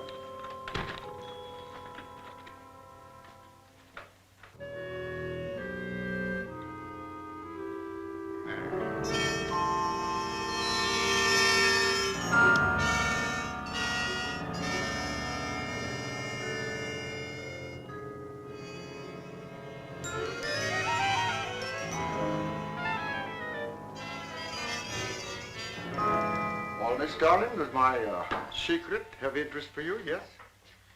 What are your terms, Mr. Zinthrop? First, I must have a laboratory equipped with everything I need for my research. If we're successful, well, I ask for a little percentage. But I must get full credit for my discovery. That is most important to me. I'll have Gordon draw up the contracts. Oh, contracts. Contracts I do not need. You give me your word. Good enough for me. You amaze me. Frankly, when I received your letter, I thought you were just another eccentric. But there was always a chance you might not be. Then you walk in here and show me nothing short of a miracle. 2 miracles. And you say that you'll accept my word that I won't cheat you. You won't. I know you're a good woman, even if you do not like other people to know it. However, my formula may not be good for human beings. I have not tested yet. You will on me. Oh, no. There might be danger. Those are my terms, Mr. Zinthrop. Janice Starlin will be your next guinea pig. Very well. Though it may take a little time to prepare sufficient extract. A week, maybe more. I'll make whatever arrangements you may need for your equipment. Thank you, madame. Now I see how you built all this. I'm very close to losing it, Mr. Zinthrop. Maybe working together we can save Janice Starlin Enterprises. Maybe even make it bigger than ever before. Yes. Oh, yes. I'm sure the next 3 months we'll see a rise in Starlin sales that will surpass anything we've dared imagine. Mr. Zinthrop is working on the final stages of a development that will revolutionize the cosmetic industry. He's to have a free hand in his experiments and will be answerable to no one but myself. At the moment, I cannot divulge the nature of Mr. Zinthrop's experiments, but I can assure you it will bring worldwide recognition to Janice Starlin Enterprises.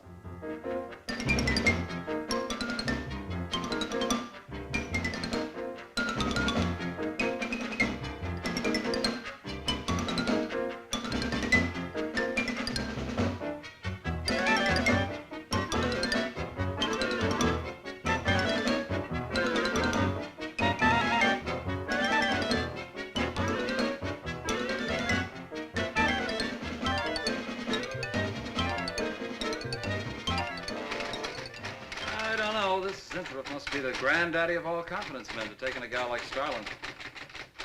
Why doesn't somebody wise her up?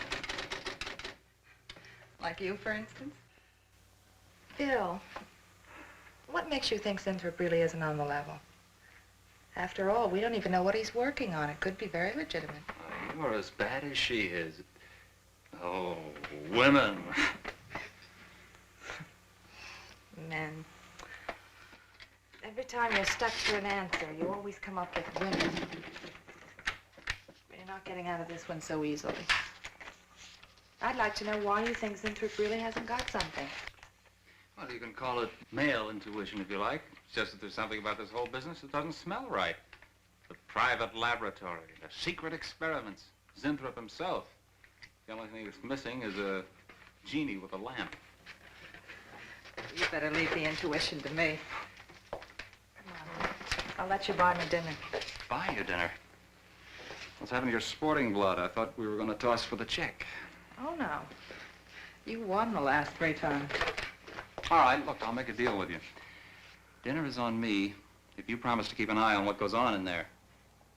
Well, what do you want me to do? Read her mail and send you messages and keep your code? You could do worse. Oh, no, Mr. Cooper, not you, too. I've been trying to tell Bright Eyes here that I think Sinthrop is a phony and a confidence man. If I were sure of that, I wouldn't be worried. I think he's a lot more dangerous. A quack. Well, I don't follow you, Coop. Well, a confidence man would just be interested in your money. The only damage they can do is to your pocketbook. A quack can be fatal.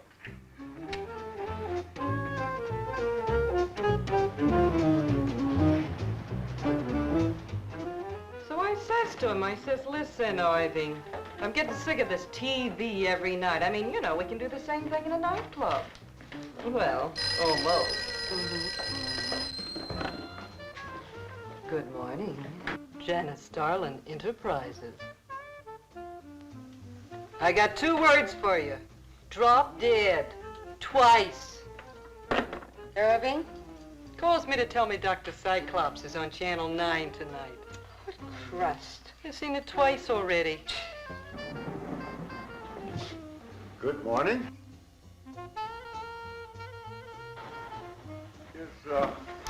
Is Miss Darlin in her office now? Miss Starlin's in conference. Would you like to speak to her secretary?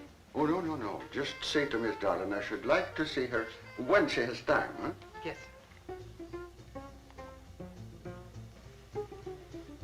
Was there something else, Mr. Sinthrop? No. Goodbye. Goodbye. Goodbye.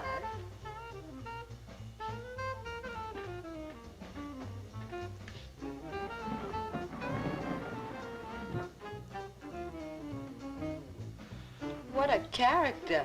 A regular 2-eyed Dr. Cyclops. Even the bow. Good morning. May I see Miss Zodling, please? He's a real weirdie. Wonder what his game is. Who cares?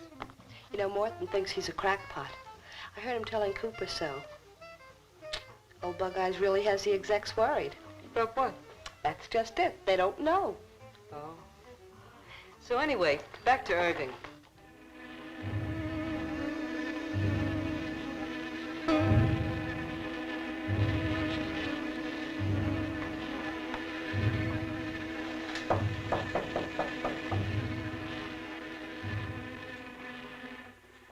Good morning, Miss Darling. Good morning. Good morning. I couldn't get away any sooner. Is it important? Miss Darlin, do you remember the big cat I showed you last week? No? What about it? Well, I want you to look at him. Come.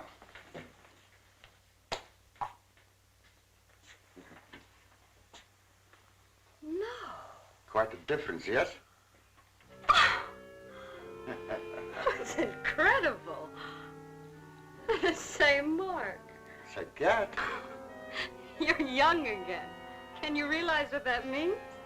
You're a kitten again. Your whole life to live over. How does it feel? I think perhaps you'll be able to find out for yourself, Miss Darling. Today will be your first injection.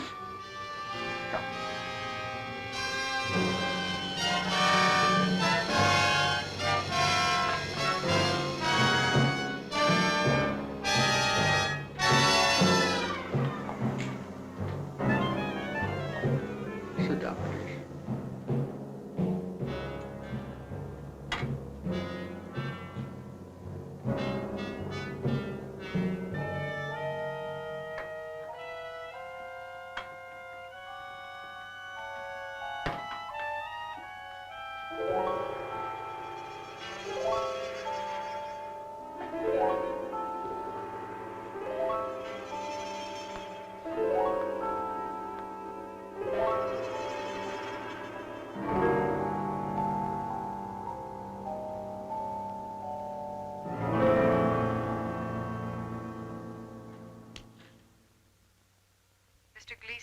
counting on line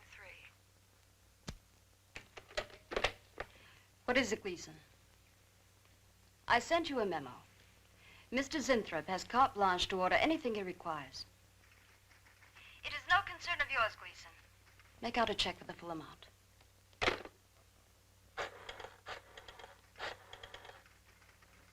Sue? Mary, can I talk to Mr. Lane a minute?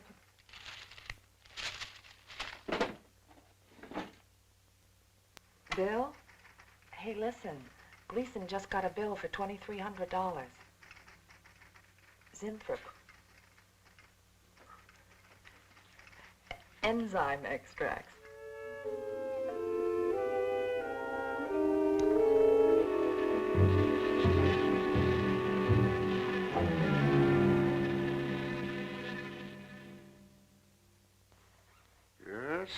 Yes, we are making progress. There's great improvement in the tissue. Why is it taking so long? It's the 3rd week. You forget, my dear, there's more to you than a little kitten, no? Besides, there's a difference in metabolism. Why not increase the dosage? Wouldn't that step up the process? Patience, my dear, patience. We must tread lightly, with care. Your arm, please.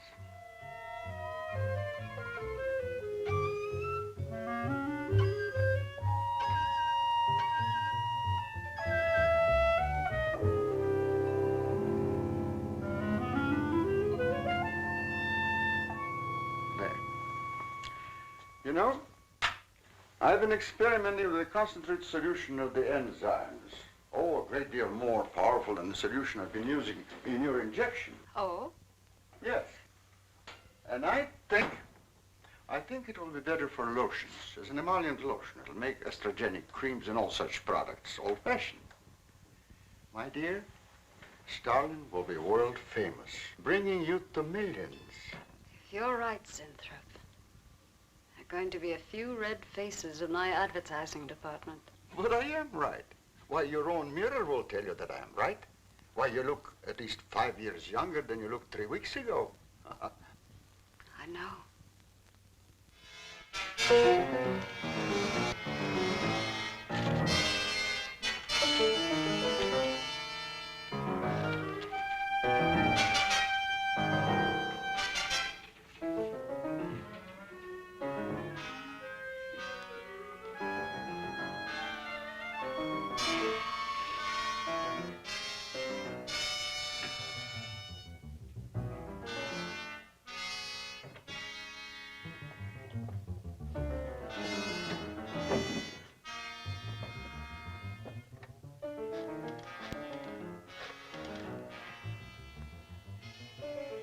Will you let me talk to Bill a minute, Sue?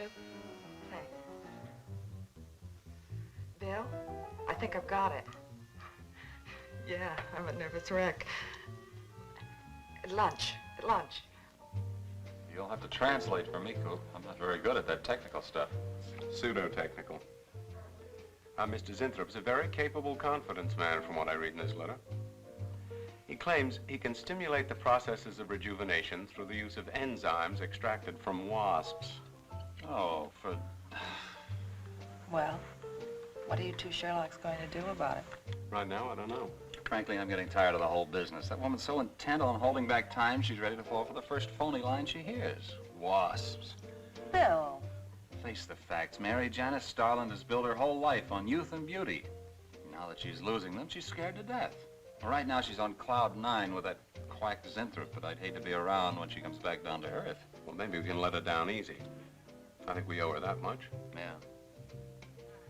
Well, what are we going to do? We can't just let Zinthrop build up her hopes and then knock the props out from under her. How can he do such a terrible thing? Poor Jan.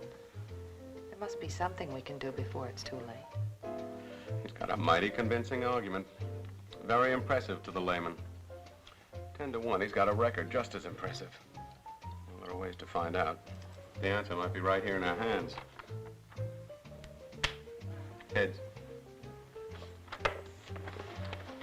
I'm going to keep this letter for a day or two. Wait a minute. Suppose she finds out it's gone. I'm the only one with access to that desk. She'll know I took it. Well, that's a chance you have to take, Mary. I think we can be pretty sure that Coop knows what he's doing, honey. Oh, come on, young lovers.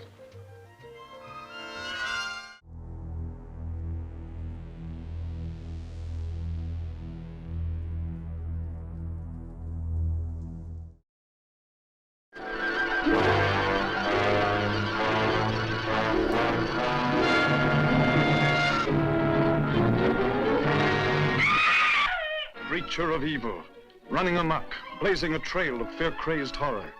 From the jungle's most guarded secret comes this amazing story of a captive wild woman, torn between the mad cravings of animal blood and the longing for human love. A woman whose jungle instincts give her sinister power over man and beast. And suppose your experiment does succeed. What will you have? A human form with animal instincts. You know what the police will do to you if they catch you? No, of course you don't. They put you on trial. Then they'll put you in the electric chair and kill you.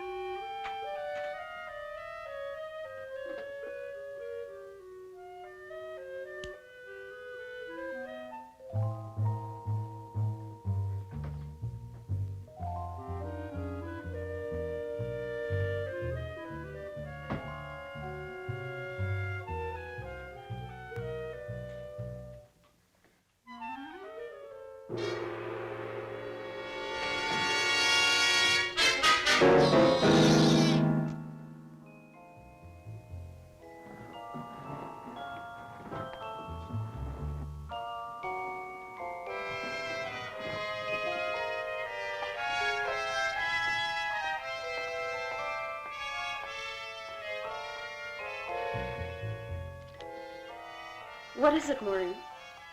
It is you, Miss Darling. Of course it's me. Who did you think it was? You look so different. Finish your nails. Maureen. I think your phone is ringing. Oh, yes, Miss Starlin. Good morning. Janice Starlin Enterprises. Gentlemen, Janice Starlin Enterprises is about to start on the most widespread publicity campaign in the history of the cosmetic industry. Our slogan will be, Return to Youth with Janice Starlin. When Mr. Zinthrop arrives, there will be a press interview, and all questions regarding the rejuvenation process will be referred to him. That'll be all for now, gentlemen. It's amazing. Why, it's wonderful. You look marvelous. I said that will be all for now, gentlemen. Good morning.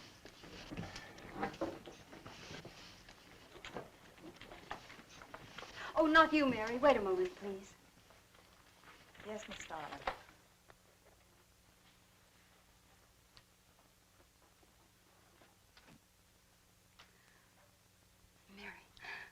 Isn't it wonderful? It's a miracle. A wonderful, incredible miracle. We were so worried about you. We really thought you were in danger. We even went to plotting how to rescue you from Mr. Zinthrop. It all seems so silly. It seems ridiculous. Oh, Mary. Mary, how old do I look? Tell me. How old? How old do I look? Tell me. How old? 23, maybe 22. That's how old I was when I started Janice Starlin Enterprises. Do you realize what that means? I'm back where I started, 18 years ago, with what it took 18 years to accomplish. It's like a dream.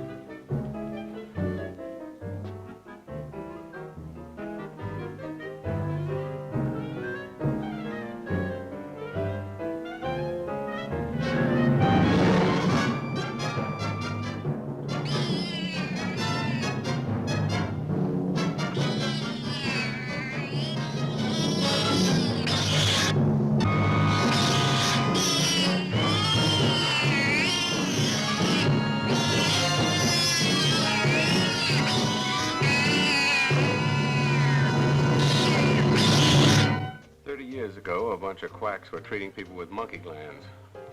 Seemed to work for a while, and then the deterioration set in. That's awful. Do you think that will happen to Jan? I don't know. If I could just get inside of his lab and run a breakdown on what he's using.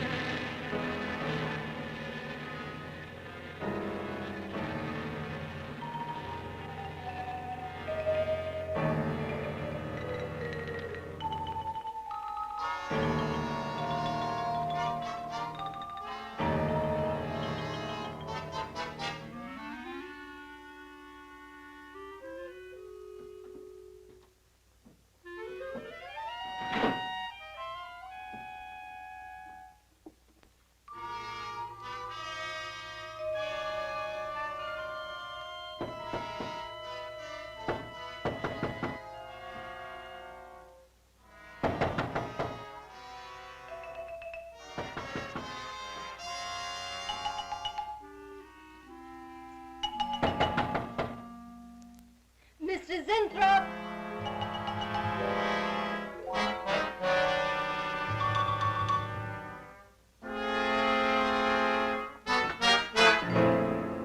Mr. Zinthrop? Mr. Zinthrop?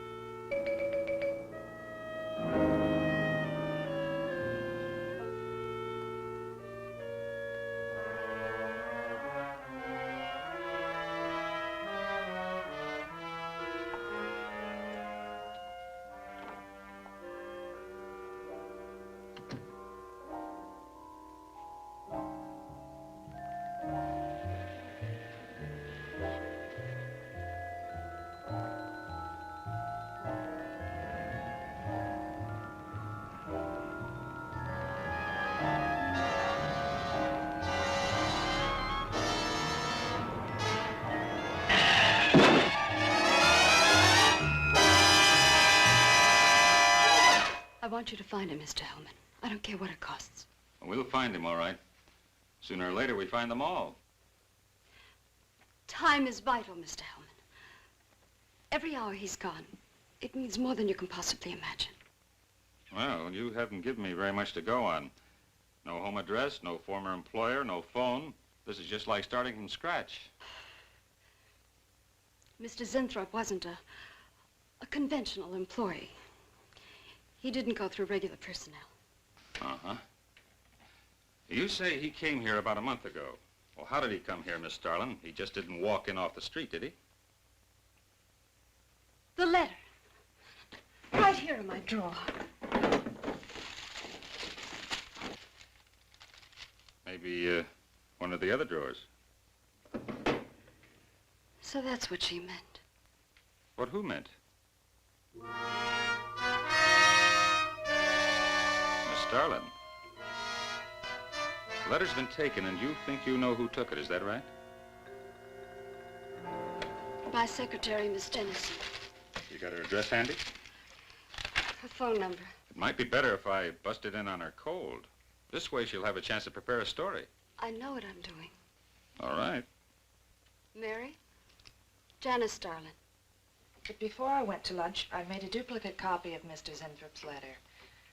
I was going to take that one to Bill and Mr. Cooper at first, but then I thought that the original would be better. Have you got the copy? Yes, it's in my desk. Get that copy, Miss Dennison. 946 West 73rd Street, Manhattan. Yeah, that's right. Get right on it, Jerry, and check back with me as soon as you can.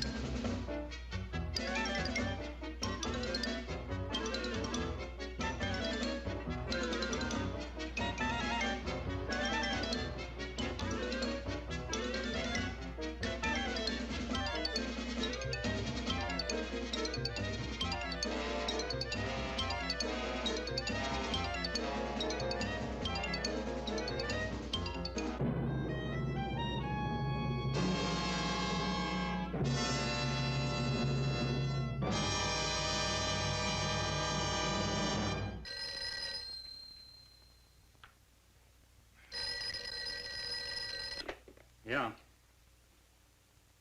Oh. You're sure he's our boy?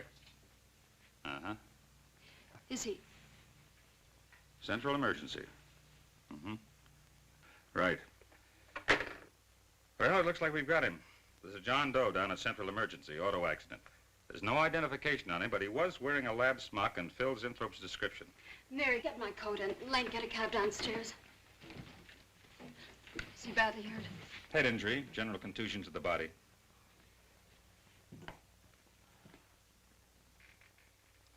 He's had a severe injury and there's definite brain damage. Just how much, we can't tell as yet. How long before you'll know? It's hard to say, Miss Starling. Who's the best man for this kind of injury? Well, there's several top specialists. Get the best.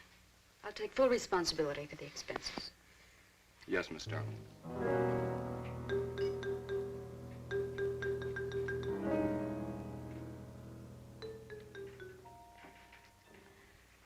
I don't know, Arthur. I think it best we wait. But it's been 3 days since the accident, Jan. And no sign of improvement. He's still in a coma. You heard what the doctor said. He may never regain consciousness. And even if he does, who knows how badly his brain has been damaged.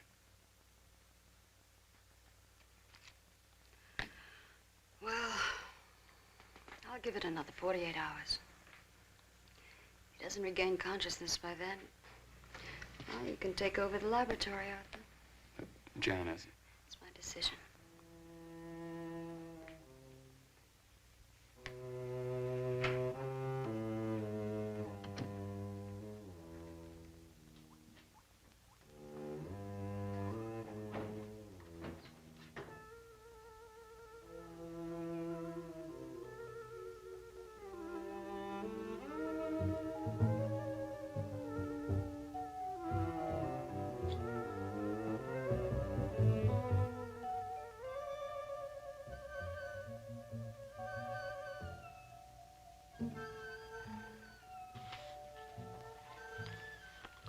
Incredible.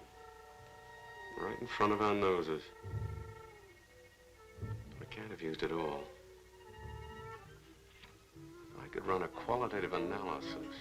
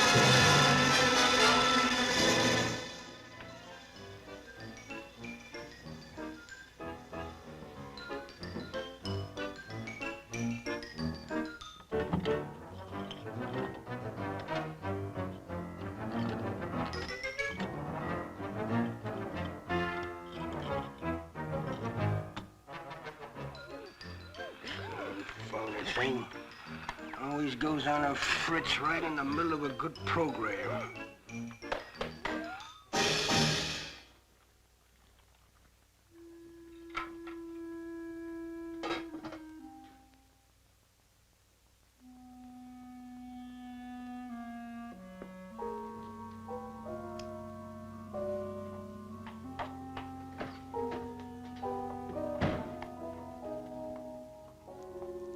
I want this to be the biggest advertising campaign in the history of cosmetic advertising. Every newspaper and magazine in the country will be flooded with our new slogan, Return to Youth with Janice Starling. Excuse me, Miss Starling. What is it, Thompson? I think we should be a little conservative, Miss Starling. Cosmetics are one thing, medications another. We're liable to run into trouble. Yes. All advertising copy will be cleared through your office. Well, it's a touchy business, you know.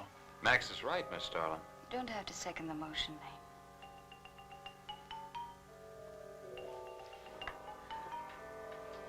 I want one thing understood very clearly now, gentlemen. Janice Starlin Enterprises is going to bring the most fantastically saleable product ever developed by modern cosmetics to the public. And I don't intend to be restricted by timidity on the part of my own staff. Is that clear?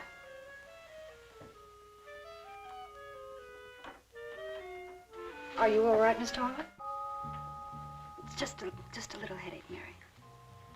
I'm fine. Can I get you something? I'm all right. I'm all right. Thank you.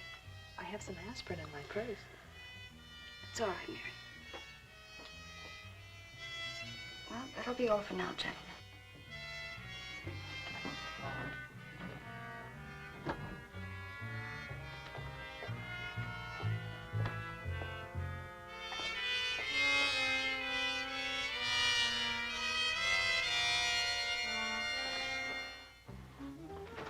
Hi. Hi, sweetie. Gee, I sure hope they give the girls working at Starlin first crack at that new stuff. Imagine being 18 again. I guess if it can take 15 years off Starlin, it can take 10 off you.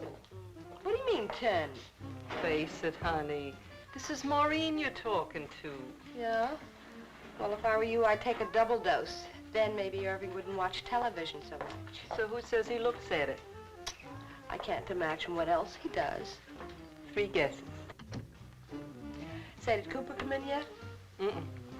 Missed a board meeting this morning. I bet Starlin's having a fit. He should worry. Uh-oh. See you later.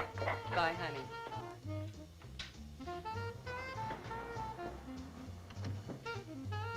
Hi, pretty puss. You know where, Miss Starlin's office is? Suite number 1. La-dee-da, the Duchess of Flatbush herself. How'd you like to have this phone wrapped around your ear, wise guy? It's more like it, sister.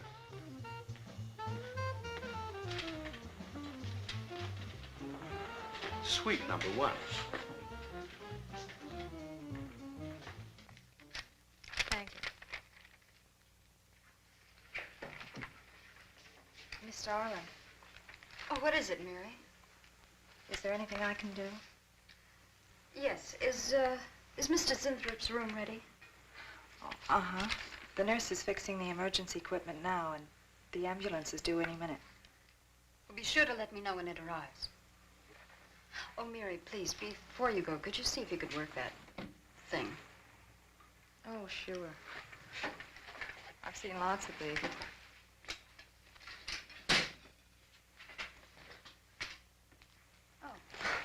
Simple enough. That'll be all, Mary. Thank you. We've had a room especially made over for you, Mr. Zinthrop. And Miss Warren has a room adjoining yours, so there'll be someone near you at all times. Thank you. Thank you. When you're feeling better, Mr. Zinthrop, there are a few things I'd like to discuss with you. Good, good.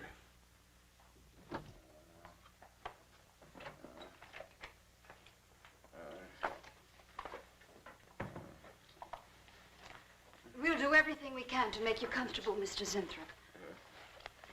I'm going to spend the nights here in my office. So if anything develops, I'll be on hand. Thank you. Thank you. Miss Starlin. Only there's something. I must tell you something important. But I cannot remember. I'm sure it can wait. Right now, the main thing is to get you back to health. Take good care of him, Miss Warren. Yes, Miss Starlin. Sure is funny about old Coop. This is one day of work and you're ready to call missing persons. Well, he's a pretty conscientious guy, honey. If he felt sick or something, he'd have called in. Relax. We'll probably be in bright and chipper in the morning. Interrupting something? Oh, we were just having a little coffee clutch, Miss Starlin. We were talking about Mr. Cooper. What about Mr. Cooper? Well, about his missing the meeting this morning. Nobody's been able to reach him all day. I wouldn't worry about that. Mr. Cooper's been here a long time. Probably feels he's entitled to take a day for himself now and then. That's what I've been trying to tell Mr. Lane. Oh, by the way, Miss Starlin, how is Mr. Zinthrop? Oh, fine. In a few days, we'll start the layouts for the campaign. Oh, I'm ready when you are, boss. Look those over. Hey, Bill. Huh? Don't go getting any ideas about the boss. Well, me? Don't be silly. I just wanted to know that I'm an eager member of the team. Still, she is looking a lot younger these days, isn't she? You think Zinthrop would give you any of those treatments? You know, break the watch or something?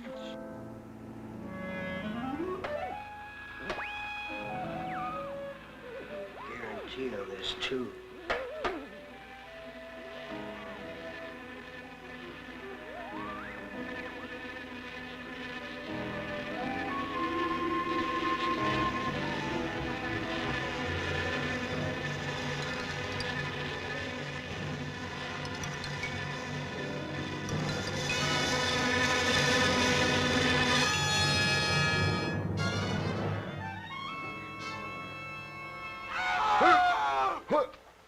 What's that? What? Here, lie back now. You just had a bad dream. Lie down now. Oh, Go to sleep. Such horrible sound. Like a nightmare. Just a bad dream. Lie down. Just a dream. Tell Mr. Green that personnel is his responsibility. I have other things to think about than worrying whether the night watchman walked off the job. Well, that's just it, Miss Starlin. Mr. Green feels that the watchman never left the building. His lunch pail and his raincoat are still in the basement. I don't want to hear anything more about it, Mary.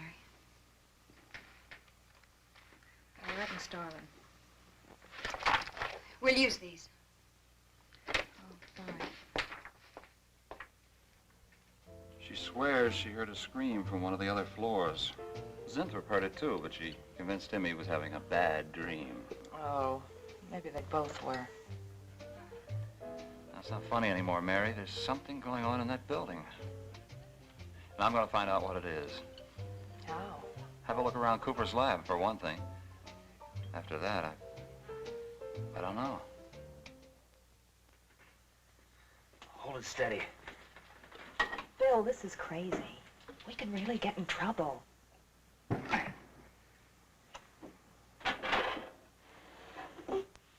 I won't tire him, Miss Warren, but it is important. All right, Miss Starlin. I'll be in my room. Zinthrop. Zinthrop, you've got to help me. Something's happening. Something's happening to me. I can't control it. There's something I must remember, but I can't. Try to think. The WASP enzymes. The extracts you were experimenting with before the accident. Try to think.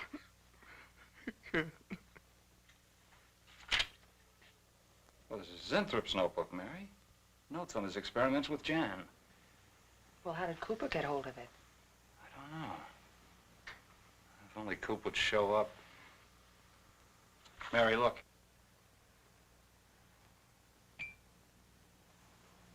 It's Mr. Cooper's pipe. Well, don't you get it? He's going to go out without his pants and leave that pipe behind. He's still somewhere in the building. I bet a year's salary on it. If he is. He's dead. And the night watchman. There's only enough left for one more injection. One more. You've got to make more, Zinthrop. Help me, Zinthrop. Please, my head, oh, my head. Zinthrop, help me! Oh, what? Help me!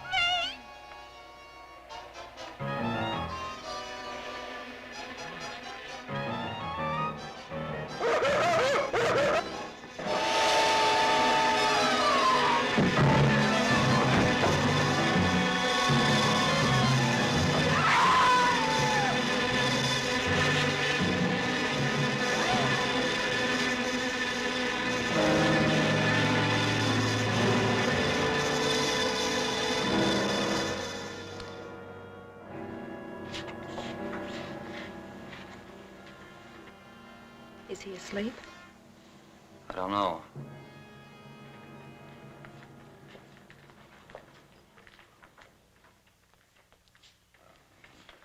No, don't touch him. If anybody knows what's behind all this, it's him. Mr. Zinthrop. Bill. Look at...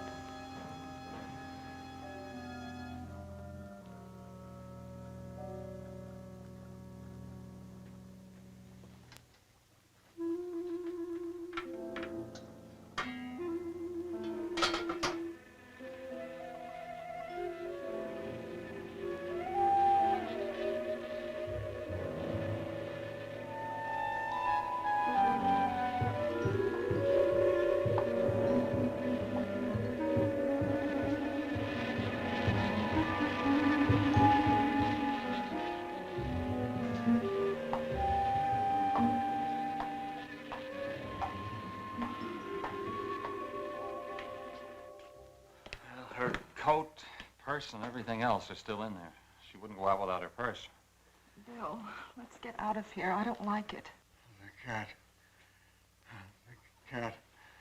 You must warn her. Mr. Zinthrop. Who are you? Well, there's nothing to be alarmed about, Mr. Zinthrop. I'm Bill Lane, and this is Miss Dennison, Miss Starlin's secretary. Miss Starlin. The cat. What about a cat? Must warn her. Injections. Must not take any more injections. Is Miss Darlin in danger? Terrible danger. I must... Take it easy, Mr. Zinthrop. You're still pretty weak. Mary, see if you can get Jan on the phone. All right. All right.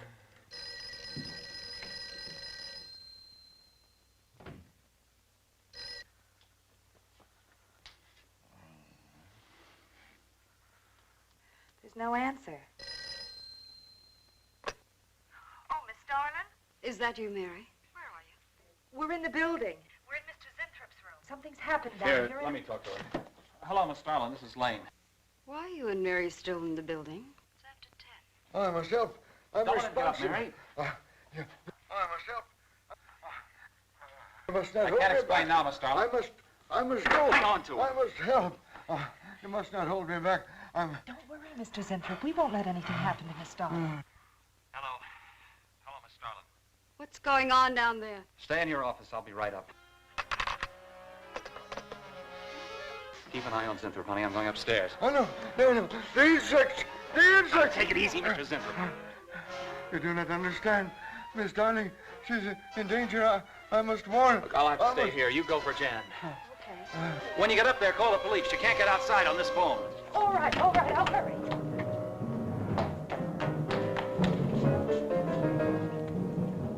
Not the police. Not the police.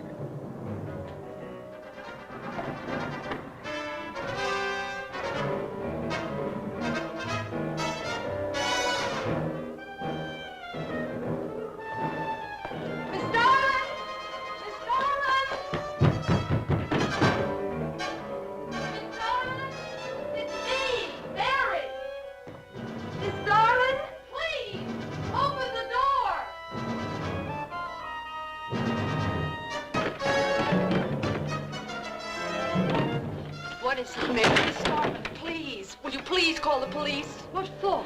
Look, I don't have time to... Mary! I'm sorry I had to do that. There's no time for hysteria. Now, what is this? The enzymes. They've gone crazy. Sure, Mr. Zinthrop. Now, you just relax and take it easy. Everything will be all right. We'll take care of those, whatever You do not call them. understand. You do not understand that girl. You shouldn't have sent her upstairs. She's in danger. You must stop her before it is too late. Okay, as soon as the cops get here, we'll take Oh, you fool, you fool. Miss Darling will kill her and tear her body to shreds. Miss Starlin, kill Mary? Miss Darling is not a human being any longer. The enzymes have changed her. She will destroy the girl as a female wasp would destroy her enemies, and then devour the remains. Then Bill found Mr. Zinthrop's notebook in Cooper's desk. No, there's no mistake. We've got to call the police now. Now, Mary, you're just getting a little excited. Now, who could possibly want to hurt Mr. Coop? I don't know. It's not only Mr. Cooper.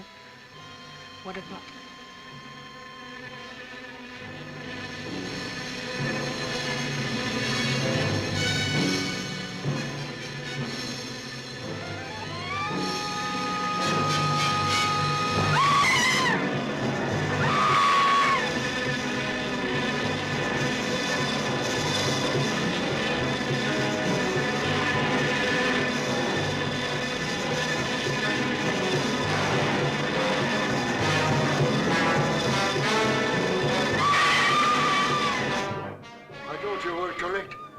Mary!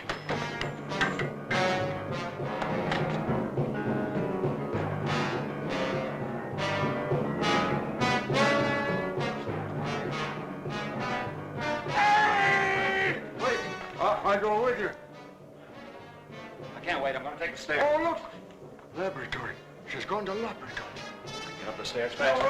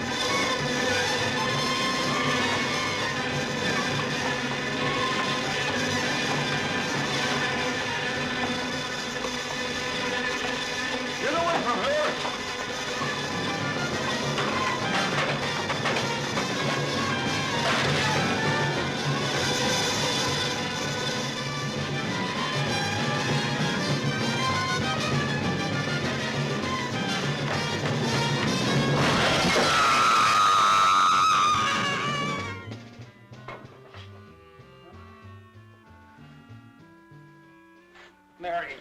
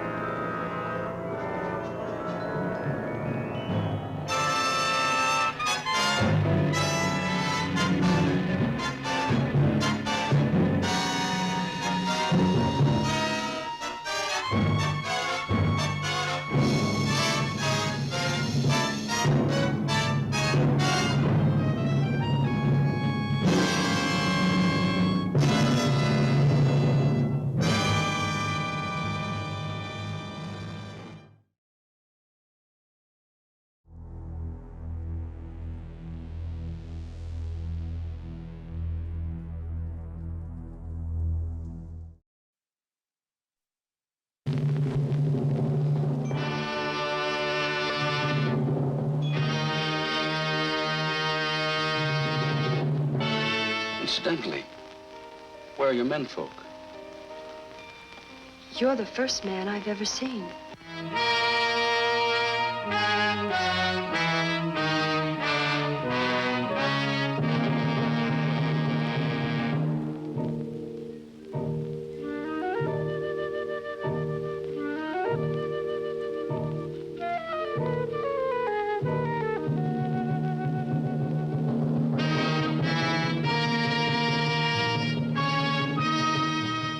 Let go, Kip. Ellen, what's the matter? Danger, Kip. They want to kill you. They'll take the spaceship and they'll make me go with them. Well, how? They can, Kip. They control me. You'll share man's greatest thrill as you rocket through space to the lost moon city of alluring, ferocious cat women. Theirs is the fevered fury of life without love, goading them to lure men into the den of bloodthirsty moon monsters. driving them to tempt men in the deadly cave of moon gold, flaming into a wild lust to conquer man and destroy the world.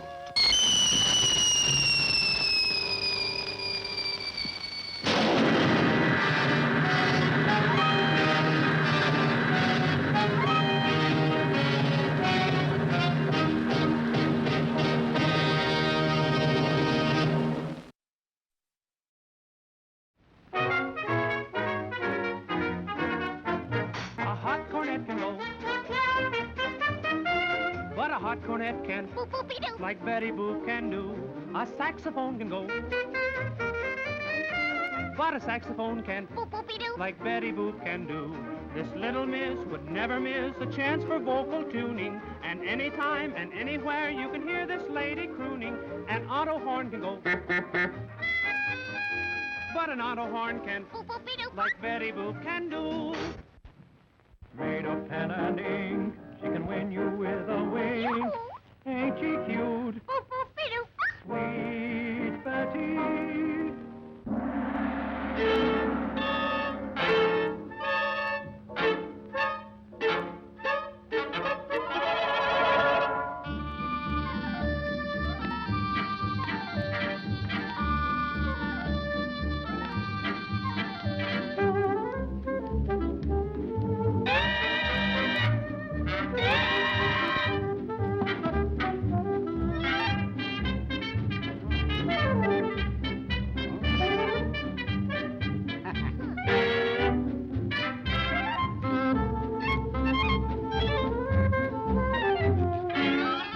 Betty Boop!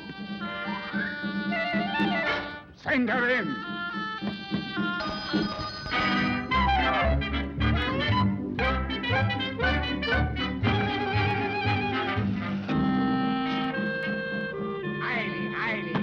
Hi. Lights out.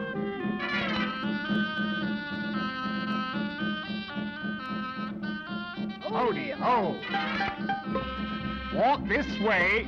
Okay. Be seated. Thank you. Hocus pocus, ibbity bibbity, sibbity sand. Concentrate. I will now bear the naked truth of your baby days.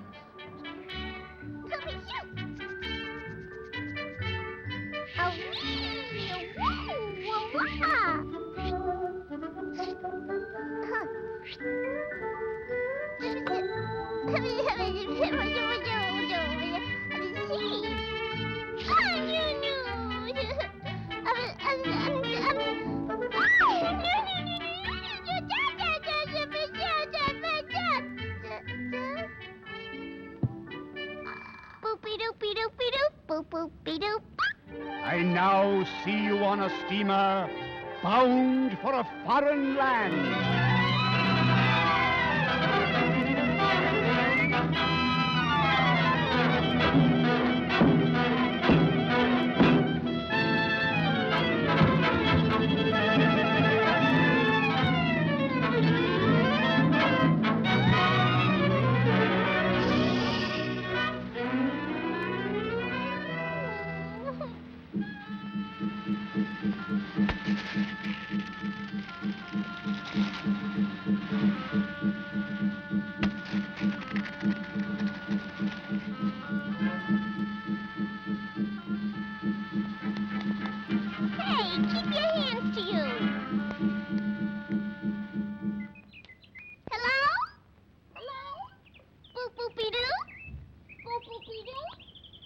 Is there anyone here? No! Oh!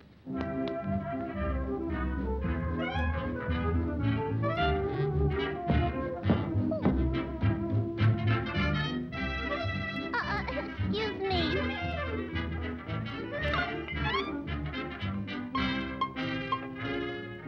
All by myself in the morning.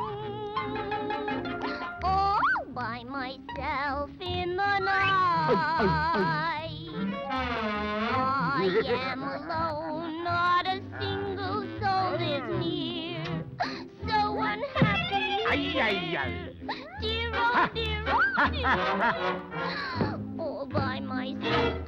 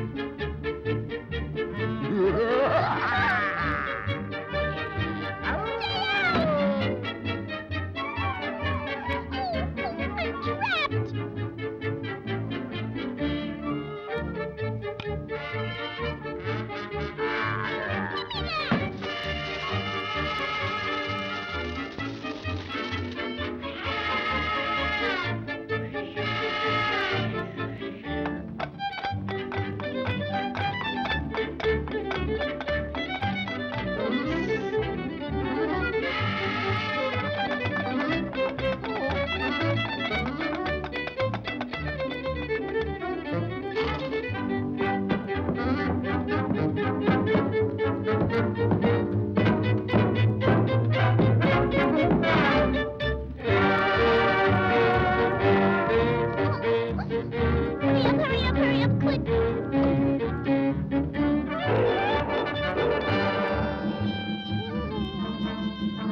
My hero.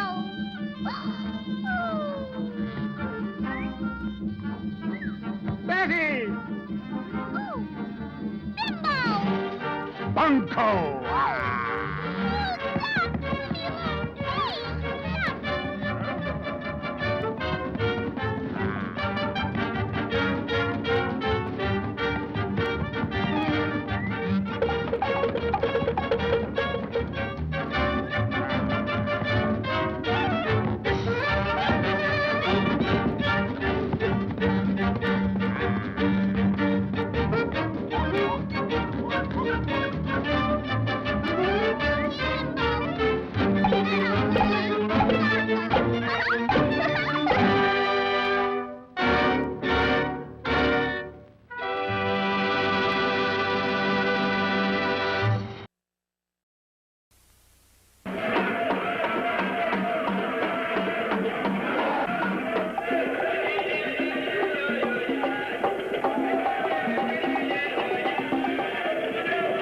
Join this safari into a green hell of horror in search of a secret fortune in diamonds and gold. I want that money so bad that every time I close my eyes, I can see it. Marla English, a woman possessed by a passion for wealth. Tom Conway, a man maddened by his lust for power. Touch Connors, a white hunter entrapped by an adventuress's black heart. Lance Fuller, victimized by desire. Mary Ellen Kay, a blonde captive in the darkness of Voodoo Land.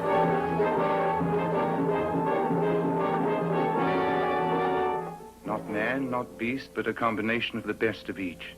Voodoo Woman, an experience in terror that'll tear your nerves to shreds. Secrets torn from the earth as old as the earth, combining voodoo witchery with the most advanced of medical sciences to create before your very eyes Voodoo Woman.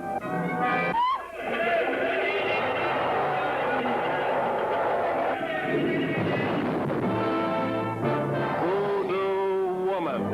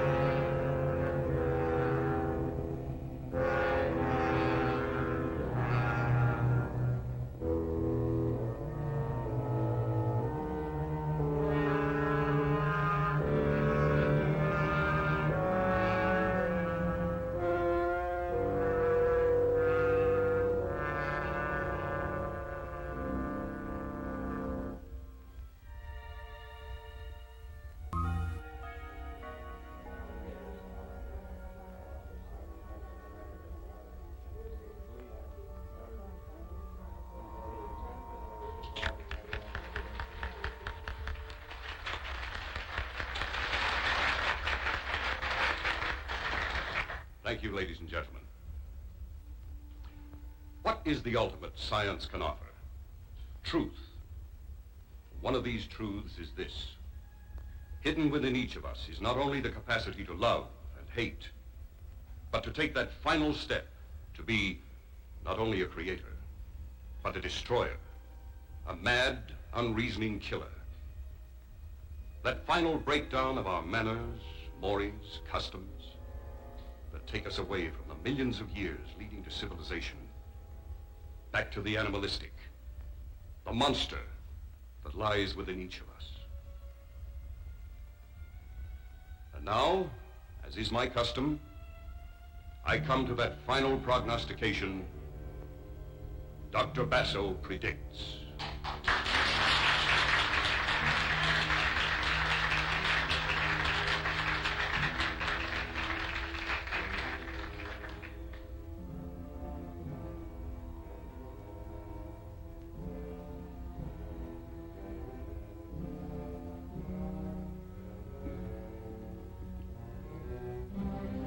Through the powers of the atavistic and extrasensory perception, I call on Dorina for a prediction.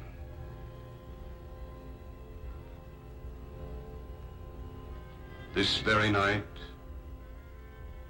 in our very time, and on the shores of this lake, the prognostication is murder.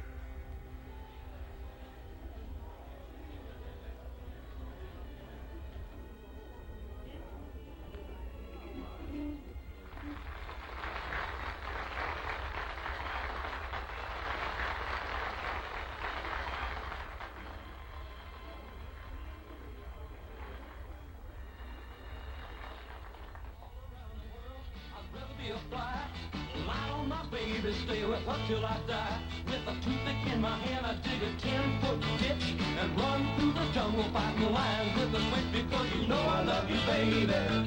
Yeah, you know I love you, baby. Well, if I don't love you, baby, grits and groceries, eggs and poultry, and Mona Lisa was a man. All around the world, I got blisters on my feet. Try to find my baby, bring her home with me. You better run it to me, baby, and be convinced. If you don't love me, boy, you ain't got no sense, because you know I love you, baby. Ooh, you know I love you, baby. Well, if I don't love you, baby, grits and groceries, eggs and poultry, and Mona Lisa was a man. Oh, love me, baby.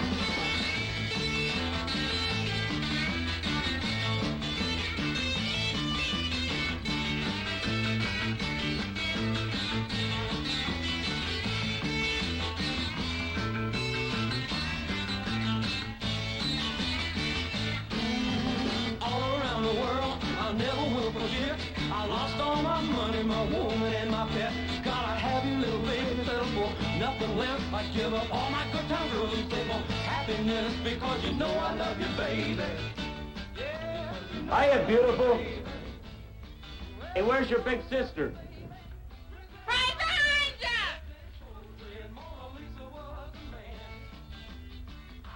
Hello, darling. Hello.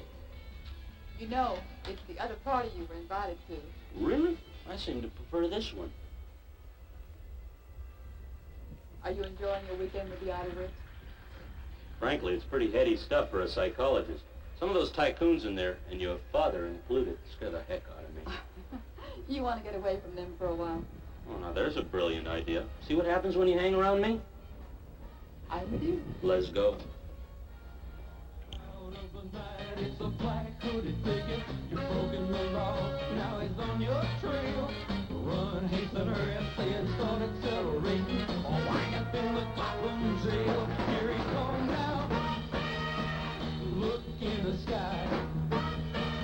It's a bat signal light. He's a man on the scene in regards to stopping trouble. So don't participate with infractions of the law. Or robbers, thieves, and bandits should have some apprehension when contemplating breaking the law. Here he comes now. Look in the sky.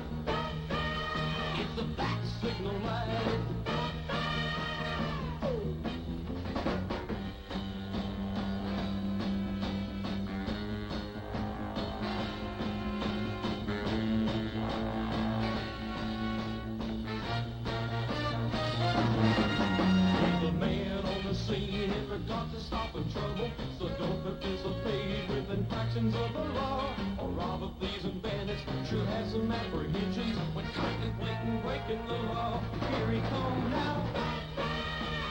Look in the sky. It's a bat signal light.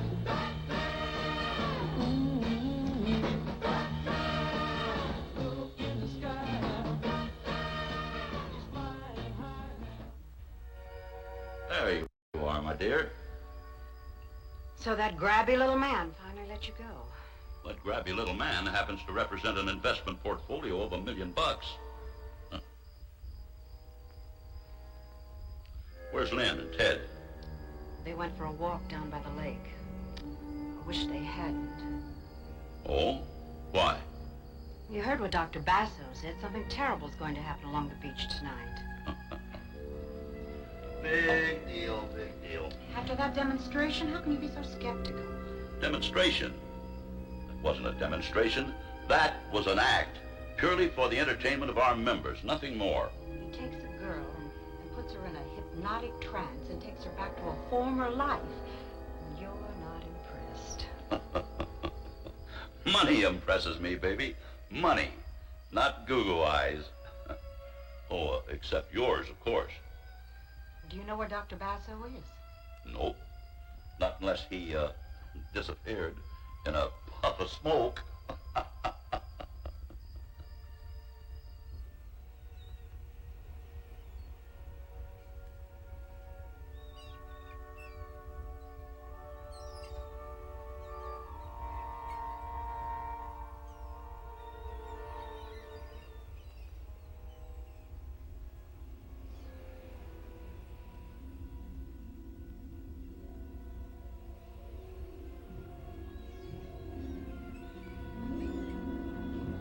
Mother is just crazy about that Dr. Basso.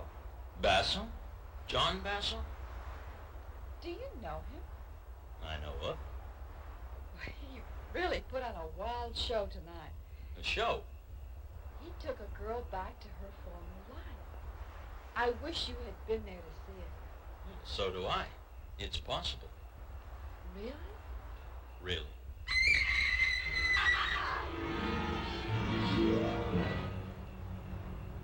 Stay here.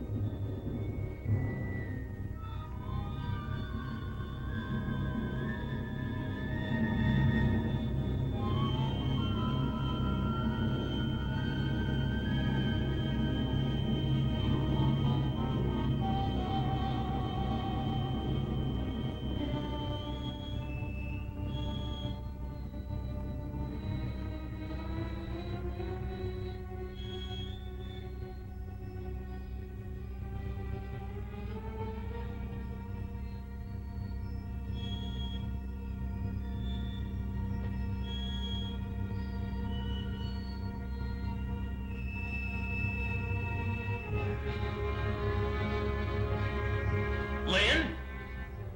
Lynn? What? What is it, Ted?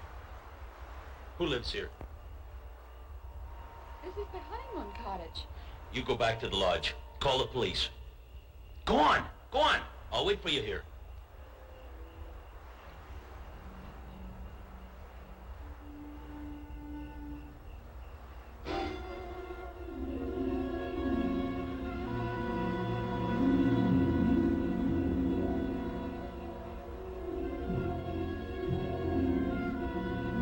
Never seen anything like it.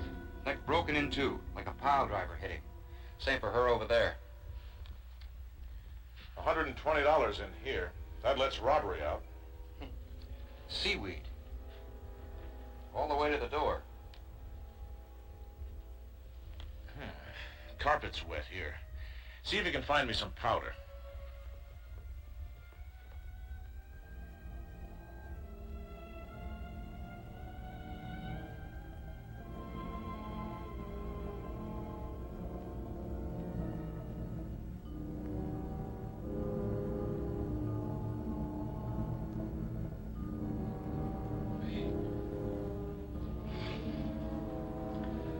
Well, before we do any damage, we better call the lab boys. What do you think would make a print like that? A clever man could have forged it. You think a man did that? You got any better ideas? No. Call the lab boys and wait for them here. I want pictures, lots of them. It may come back. What might come back? Come on. Here, have the boys rope off this entire area right down to the water. Come on.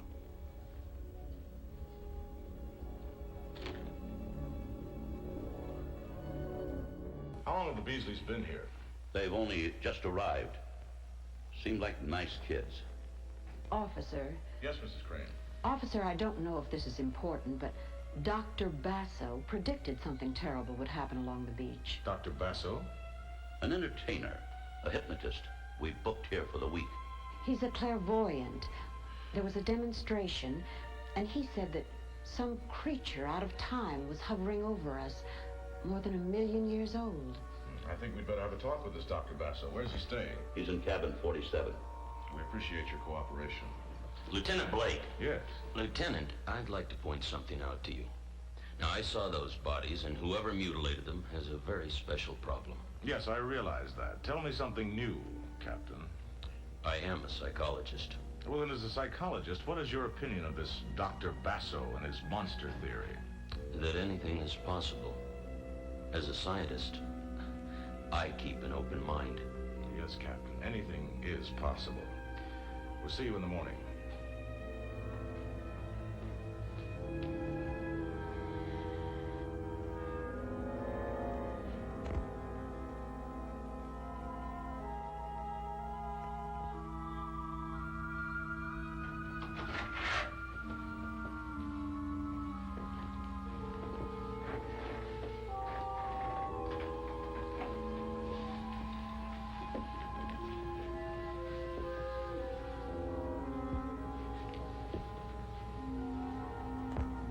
You have been in a deep sleep, a very deep sleep.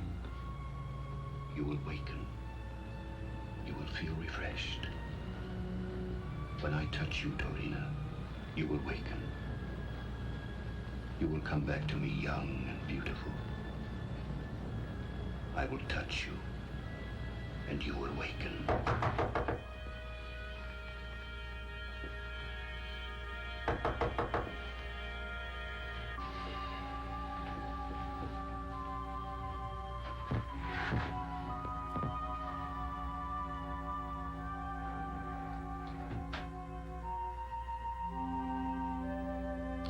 Dr. Basso? Yes. Lieutenant Blake, homicide. I want to talk to you.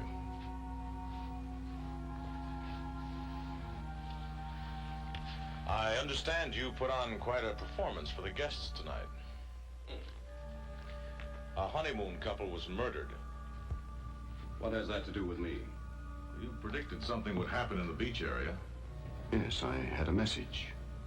A premonition, if you like. When did you get this message? Tonight, during my demonstration.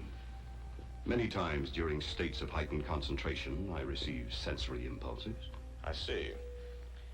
Had you ever been to the couple's cottage or to that particular part of the beach area before tonight? No. Mr. Crane said you were talking about a monster. Yes. There was no doubt in my mind that she would come. She? She. A huge, indestructible creature that comes out of the beginning of time. She will strike again and again. Yeah, sure. I feel her presence even now. And she calls to you? I seem to be the only one who can hear her. And all this hocus pocus is supposed to be scientific? The science of ultimate research into the hidden recesses of man's mind. Yeah, well, right now, Dr. Basso, I'd say you were as good a suspect as any. I don't happen to believe this scientific jazz of yours. Each man is entitled to his own beliefs, Lieutenant. Mine are on the record. So I've heard. You believe a monster lurks in each of us. You've done your homework well, Lieutenant. I try, Dr. Basso. I try. I warn you, she will come ashore again. When? Alas, I do not know. That's a lot of help.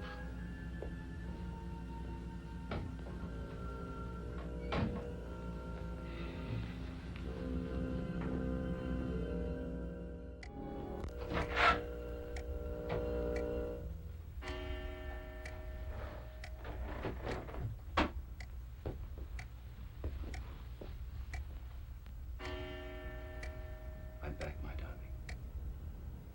When I touch you, you awaken.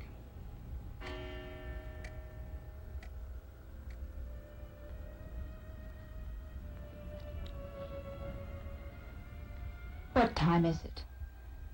After midnight, how do you feel? You've had me in deep hypnosis, and I asked you not to do that. You were tired. You needed rest. I need to get away from here and away from you. I feel like I've been dead, and you do that again, and I'm going to leave you sitting here like a piece of clay. You will never leave me. You cannot. Someday I will. Dorina, you mustn't talk that way. You are not only necessary to my psychic researches, you are necessary to me as a man. We are one. We are inseparable. Soon we will be rich, famous, powerful. The hate you now feel will turn to love. Dorina, close your eyes. You will never leave me. As long as I live, I will possess you. Something beyond yourself makes you need me. Do you understand? I understand. I found you in the gutter. What were you before I found you, Dorina? Nothing. I gave you a new life. Soon a more magnificent life will be ours. Now listen closely. There was an accident tonight here at Tanglewood.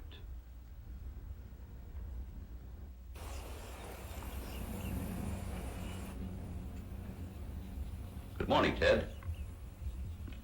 Good morning. Well, Lieutenant Blake seems to be a nice guy. Efficient. Has anything turned up yet? Nope. Some folks think Basso had something to do with it. Do you? No, of course not. He lucked out with that prediction. I don't believe in that junk. Do you? Research has proven that some people have the ability to see into the future. Precognition, we call it. Well, then, maybe he's got it. Look at that front page.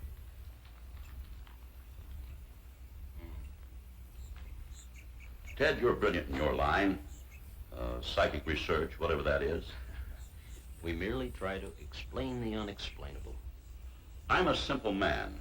I know only one way to judge a man's brilliance, and that's by the size of his bank account. In that case, I'd rank right along with the village idiot. Nothing to it making money. All you've got to do is want it more than the next guy. Why, even in my retirement, I play a little game every day with a newspaper. I look the front page over very carefully, searching for an item that I think might make me some money. Does it work? Sometimes. There's $1 million idea in this headline. Read the last paragraph. Beach couple found murdered. One baffling aspect of the case concerns Dr. John Basso, who calls himself an investigative hypnotist. Last night at Tanglewood, a country club resort owned by the retired wealthy investor Sam Crane, Dr. Basso predicted that something horrible would happen on the beach area. He was questioned by police, but not held. You see a fortune in that? I smell money in it, and it's right up your alley. It's yours as a wedding present. You're not serious. I couldn't be more serious. Why, we can take this two-bit sideshow man and make him into the greatest thing in the country. We'll put on a publicity campaign till Everybody's talking about him. We'll manage him. We'll publish Basso books, syndicate columns, book him on the lecture tour, TV shows. Ted, there's money in this prediction. Big money. And between us, we can do it. And where do I fit in? Why, you give him the stamp of approval, Ted. Captain Theodore Dell. Young psychologist says Basso's experiment's amazing. Opens a whole new avenue into the understanding of the subconscious. Why, it's the kind of escape stuff the whole world's crying for. Look at my wife and her friends. Ted, it's a natural. Why, it'll be a lark for me and money for you. Sorry, Sam. I wouldn't touch that kind of money. Wait till it starts piling up. That'll take care of your scruples. I've been trained to fight this sort of thing, not make a living from it. You'll get the hang of it. Well, you count me out. Ted, my daughter's going to need money. I have no intentions of supporting her and her husband. Why don't you go look at the act tonight? When you see him in action, you might change your mind. You mean after what's happened, you're going to stage another one of the... Well, sure. The show must go on. So think it over, Teddy boy. Think it over.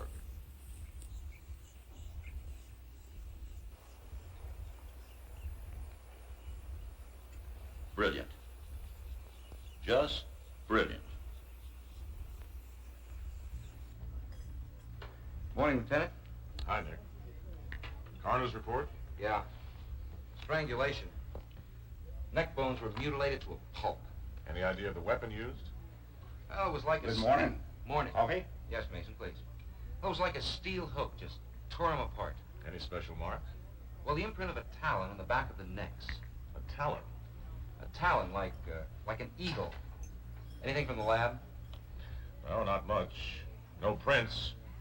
Just some salt water stains, some sand, some seaweed. Nothing of value missing. No evidence of anyone having been in the room. Well, do they have any idea what caused the prints? Not a one. This case gives me the creeps. I think we're up against Now, don't tell me. Let me guess. You think we're up against a monster? Ah, science fiction stuff. But very good business.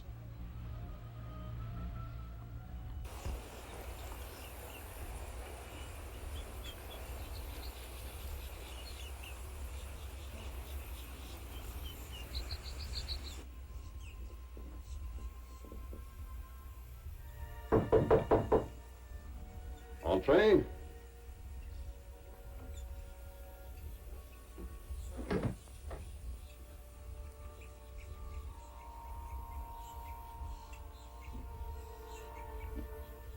How long have you been in this racket?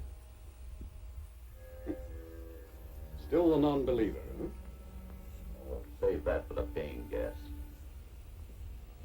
I assure you, I have been in communication with your thoughts. Oh? Well then, suppose you tell me why I came. You wish to discuss business with me? Good guess. That was no guess, Mr.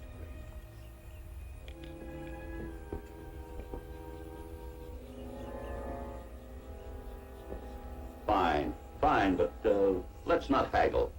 How would you like to be a rich man? I would like that very much.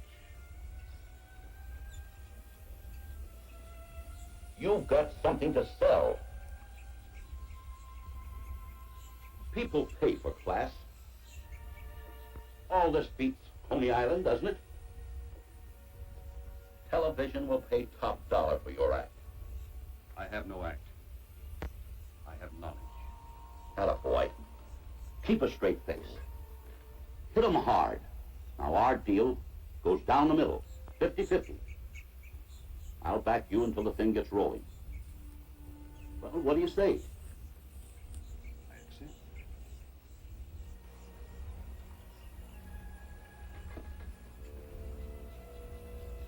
Our deal begins as of now. We'll get the ball rolling tonight. I'm having some important people in. A newspaper man, a publisher, a psychologist, Dr. Dell. Captain Dell? The young Air Force psychologist? The same. He's a national hero. And if we can get his endorsement, we've got it made. Now play it big. Give them some more of that out-of-the-world stuff, and they'll love it. Give them more predictions, big ones. Another murder. She will come out of the lake again. And she must kill. Not a boy. Make them shiver. They should. In my hands lies a power that has been given to no other man. Boy, you are a salesman. Nothing like self-confidence. Now, this is business. Big business. I'll have the papers drawn up right away. Your contract will be with my daughter. It's a sort of a surprise wedding present for her. Oh, by the way, how much time will you need to set up any gadgets? I use no gadgets, Mr. Crane. All right. I'll see you tonight. Make it big. I don't care what you do as long as we shake 'em.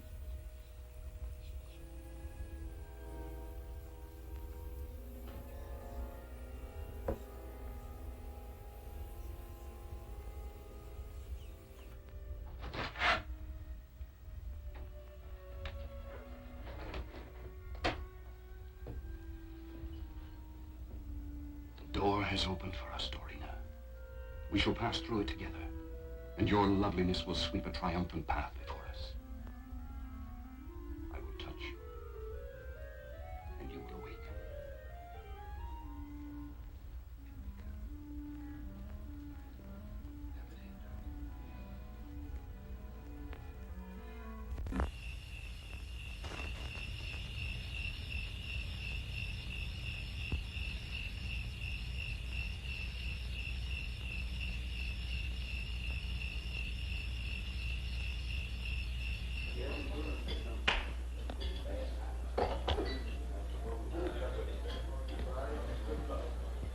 Evidently, I've missed out. Who's that? His assistant. Her name is Dorina. She's beautiful.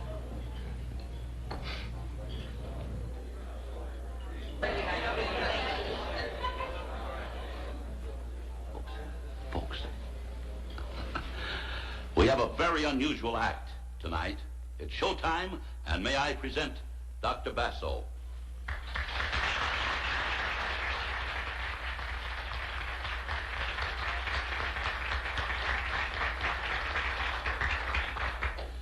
Ladies, gentlemen, it has been my very good fortune to find in this young lady the perfect hypnotic subject. Tonight, I will reveal the secret of life.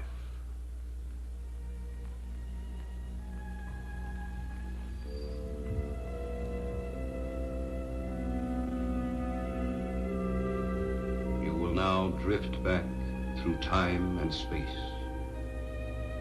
You will leave your present body and journey back. She's trying to resist him. What?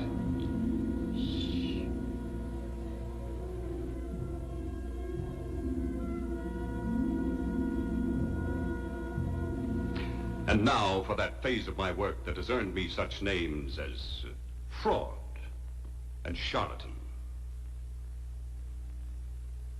I am privileged tonight to have in my audience one of the country's most promising parapsychologists, Captain Theodore Dell. I'm sure many of you are familiar with his work in combat psychosis. Dr. Dell represents the School of Applied Psychology, my most outspoken critics. I invite him to join me tonight on the platform so that he may expose me as a fraud. Doctor? Well, thank you for a very nice introduction, but I think I'll sit this one out. The doctor refuses? Go on, Ted. Go on up.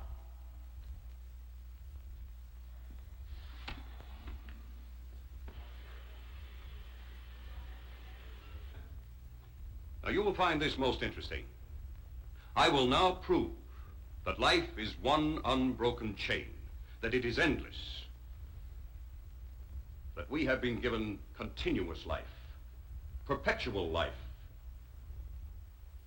Tonight, I will take Dorina, an ordinary American girl, back through time and space to her former existence as Marion Rhodes. We will journey together back into history, 300 years. Would you care to question the subject?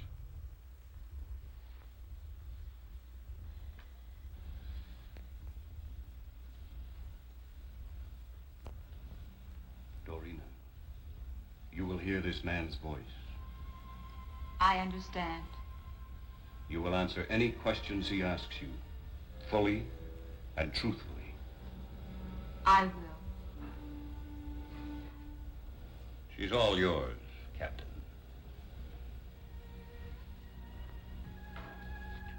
Where were you born? Chicago. Were your parents born in America? Yes. What national blood strains do you carry? Belgian, Dutch, and French. No English. No. Did your parents or your grandparents ever live in England? No. Have you ever been to England? No. Have you ever been especially interested in English literature or history? No.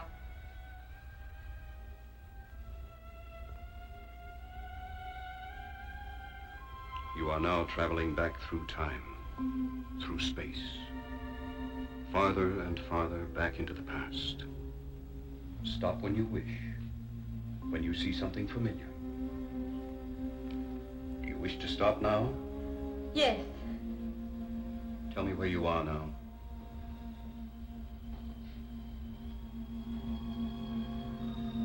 In my father's study. What is your father's name? Ronald Welford Rhodes. Where is your father's house located? Oxenham Road in London. What is your name? Marion Ann Rhodes. And the day and the year? Sunday, October 12, in the year of our Lord, 1618. You are smiling, Marion. Why? Captain Anthony Meade is due, and he's going to ask for my hand in marriage. You will hear another voice, Marion. You may answer that voice. The year is 1618. Who is your reigning monarch? James. Is he a beloved monarch? No. Hated. Feared. Who is Sir Edward Coke? He was Chief Justicular till James had him deposed. When was that? Last year, in November. Who is Frances Howard? Divorced wife of the Earl of Essex, now wife of the Lord Chamberlain, the Earl of Somerset. Upon what grounds was the divorce granted? It was said she was possessed by witches.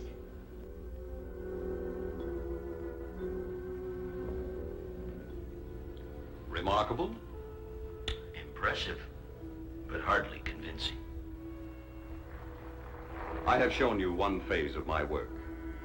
Marion Rhodes has related names and events that can be validated. But there are still more frontiers to be explored. However, the demonstration is over for tonight.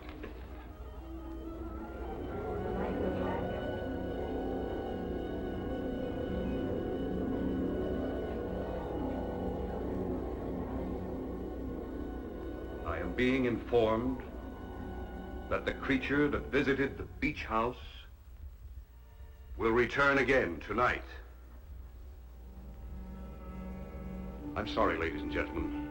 Dorina is very tired. She needs rest. So if you will please excuse us.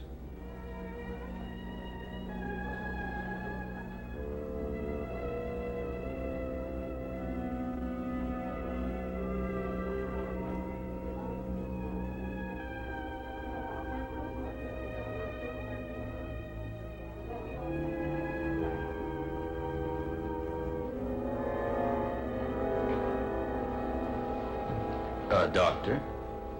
Well, Captain, what do you think of my experiment? Well, to be perfectly honest, I don't know. So if you don't mind, I would like to borrow your assistant, Dorina, for my own examination. In the interest of science, I'm more than willing. Now, if you'll excuse me, I think I'll get some air.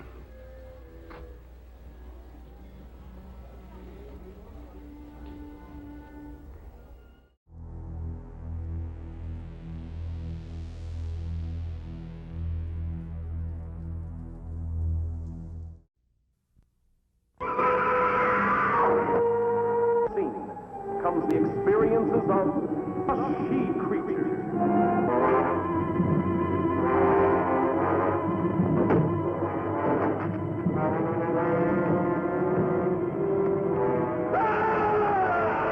Brought to screen life by Chester Morris, Marla English, Kathy Downs, Lance Fuller, Tom Conway, Frida Inniscort, and Ron Randall.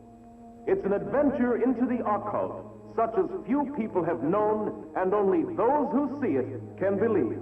You're not going for that supernatural hokum of his. I don't really know what I'm going for. I know he's a killer. Now you are traveling back through time and space. Farther, farther back, back. Under his spell, she was both herself and another being.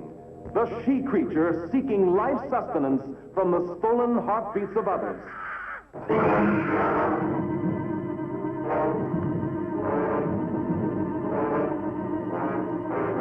She was a woman born to be loved, and two men wanted her.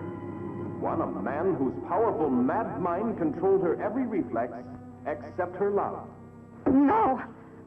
The other, willing to fight any odds for her love. You've been living in shadows. I want to bring you back to life. Society dances to hide the hysterical terror caused by their sudden intimacy with death. Forever closer comes the she-creature. You'll never forget.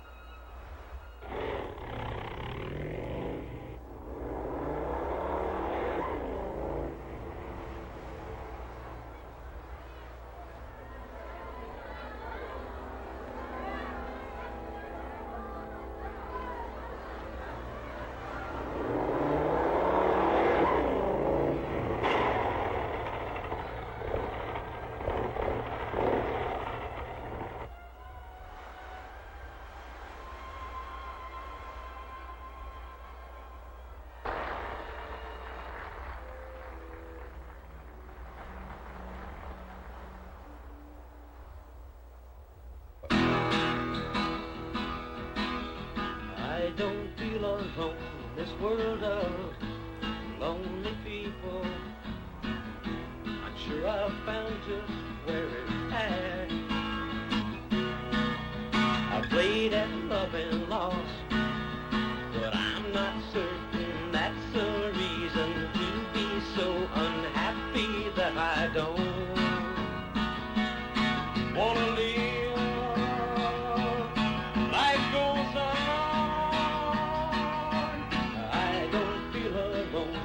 World of lonely people.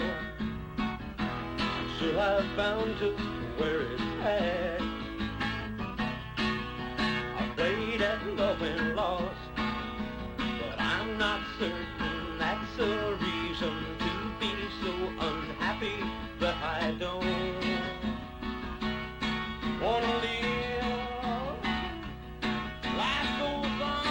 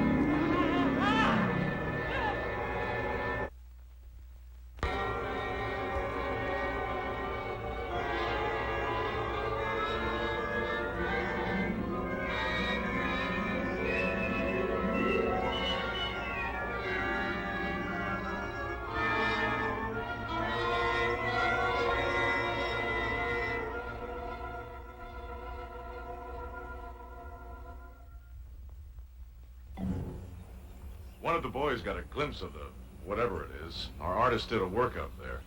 Ever seen anything like that? No? Possibly fear of the unknown coupled with some strange sound made him think he saw that thing when all he really saw was a patch of fog. Possibly. You're not much help. Lieutenant, stop fighting the truth. It is just as possible the boy saw the soul of a living woman, transmigrated to her first primitive body. I know, 1,000,000 years old. Perhaps more. Simply because you've never seen such a thing, don't deny that it can exist. It exists only in your publicity-seeking imagination. Think what you will, but the boy saw it. Basso, you're just this far away from being booked. On what charge? Being in communication with the occult world? Lieutenant, because of my publicity-seeking imagination, I find myself with an extremely heavy schedule. So if you don't mind, I will excuse you.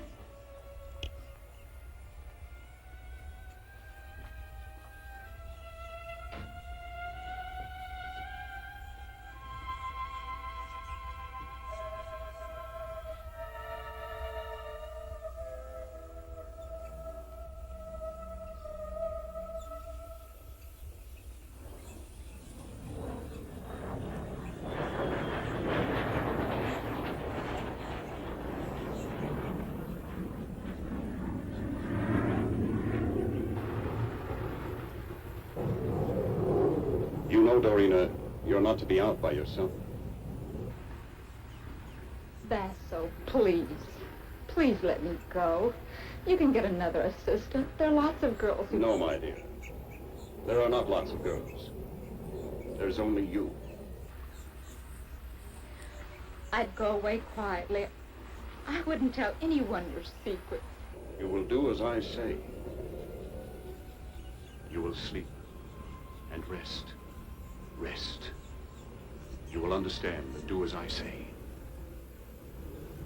Dr. Dell is going to come to talk to you. He will try to hypnotize you. You must resist this. You will resist. He is our enemy.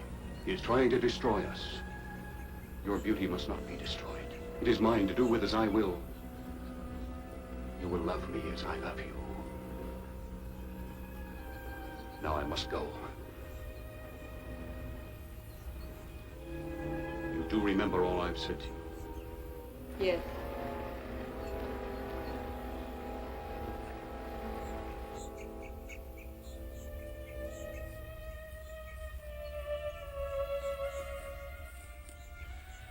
Good afternoon. You, certainly picked a hot spot for our first session. You know, I'd hoped to place you under hypnosis, but I hardly think this is the place. It wouldn't do you any good. You can't hypnotize me. You've been instructed to resist me. I see. Look, you must understand I want to help you. Get you back to a real life. You've been living in a shadow. Just ask the questions, Doctor.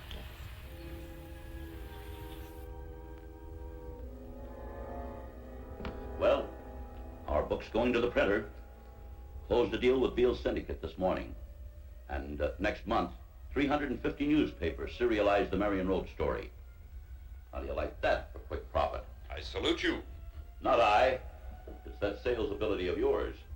Oh, it's much more than just sales ability. Oh, sure. Mr. Crane, I think it's time we split 60-40 in my favor. Oh, just a minute. I don't have a minute. It's 60-40 or nothing. Well, I guess we can arrange something satisfactorily. I'm sure we can. Oh, yes, it's not a good idea to allow your family to go to the beach. Doc, don't press your luck. And you better lay off that prediction stuff.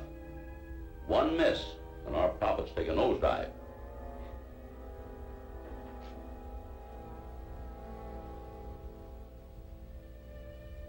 I'm certain our good fortune will continue.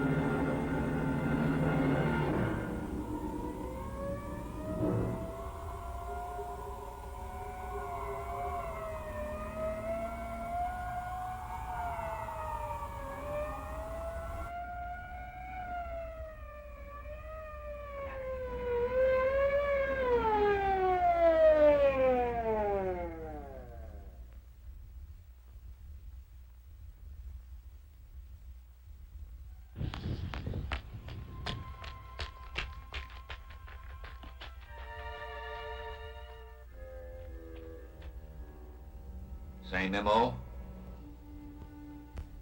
I know it's Basso. If I said that, you'd say I wasn't taking the scientific approach. It's gotta be. Two young kids, wrong place at the wrong time. But I'll get him. I'll get him.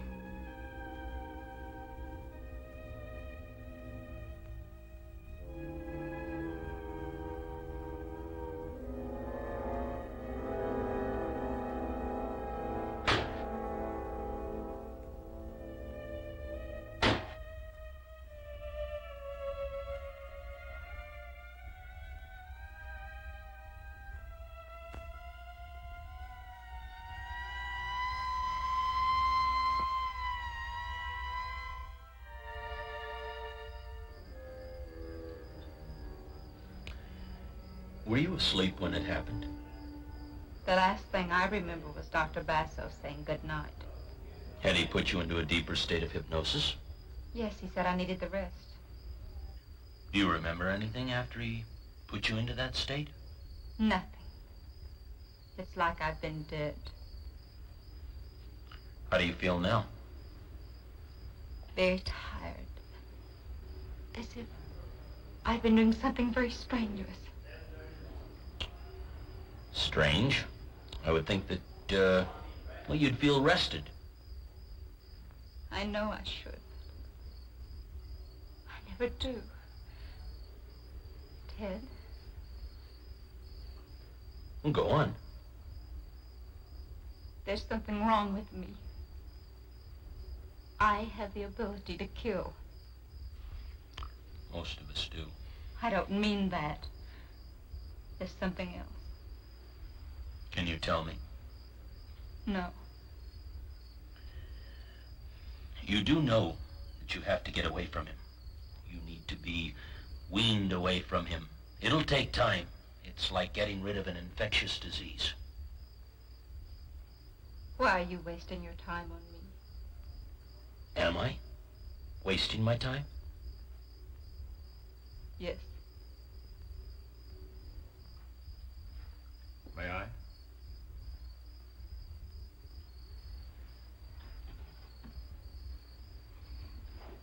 I want to talk to you, Verena. You heard about those two kids tonight? Yes. The whole town's in an uproar. I'm up against a stone wall, stymied. 5 innocent people killed, not a sign of a human. Dorina, in my business, we have to be blunt. Somehow I know Basso's guilty. I just know it. That sounds like an accusation. You bet your life it is. Any evidence? No evidence, no proof, no nothing. Yet I know Basso hates the whole world and everybody in it, except himself. I believe he'd set a match to the whole thing if he could. Well, what do you think? About Basso? About Basso. I don't have any answers there either. Look, I want you to conduct a clinical examination of Basso. Use some of your own experts. Now, that's impossible. Lieutenant, let me tell you something. Parapsychology is in its infancy. We don't prove, we don't disprove. We merely investigate. Now, this sort of thing could bloom into a full-grown carnival, and that's right up Basso's alley. The DA wants it. Well, what you need is a few more policemen with some magnifying glasses. Look, I can subpoena you if necessary. Check with my CO. Already have. Will you talk to Basso? I've done that too. He'd be delighted. He would? Uh-huh. The rest is up to you.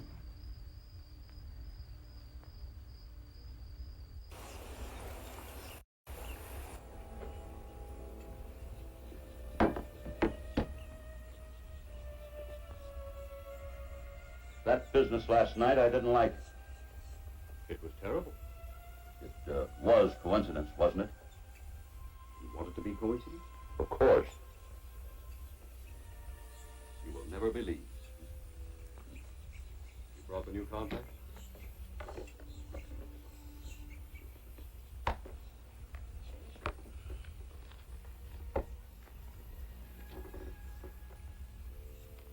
Yes, this appears to be much more satisfactory.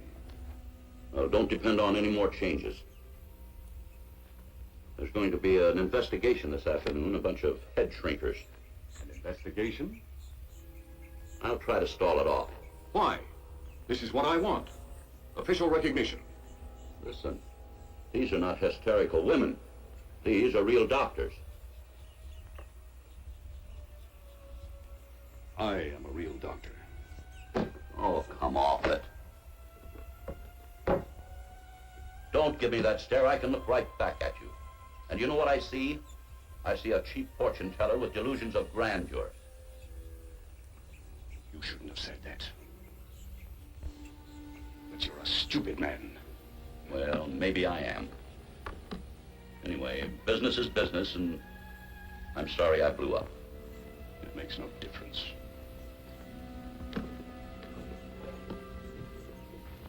I've got some television people in tonight for the demonstration. I'll try to line up a network spot for you.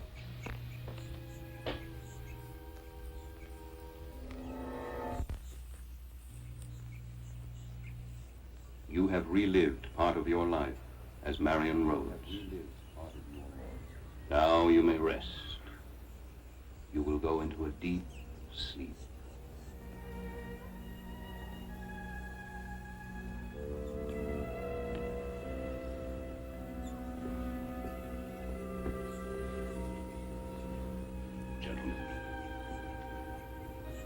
The details which you have heard have proven to be accurate. After the last demonstration, I sent a cable to England. There is a grave with the headstone reading Marion Ann Rhodes, 1600 to 1651. Could have been planted. She could be rehearsed. Perhaps you have created only a vaudeville act. That's very flattering. Could anyone have rehearsed the intimate details of her life in 17th century England? Her speech, her mannerisms? Every statement this girl has made has been proven, consequent to its having been made. She may have read extensively. Not so. She is no scholar. She never finished school. Her life is a matter of record. Is that not so, Lieutenant Blake? Yes. Do you think this is a hoax, Ted? My mind is open. Gentlemen, it is quite simple. As men of science, you must know that anything that will shatter a long-held concept is usually rejected. I have taken this girl back to a life she led 300 years ago. I can take her even farther back. Say, to the moment of her soul's creation. Can you materialize her into a maniac that goes around the beach killing? Was that supposed to be a joke? Did it sound like a joke? I want some answers, Basso. Well, we all do. But this is a somewhat scientific examination, not a courtroom. I do not see how we can accomplish anything further. You cannot see because you do not want to see. I thought I wanted recognition from you.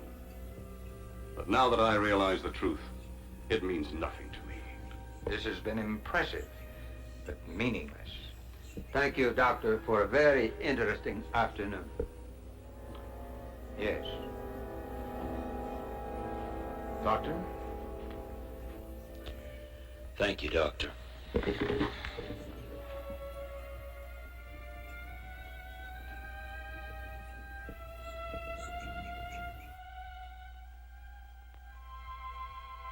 And what I said about Basso still goes.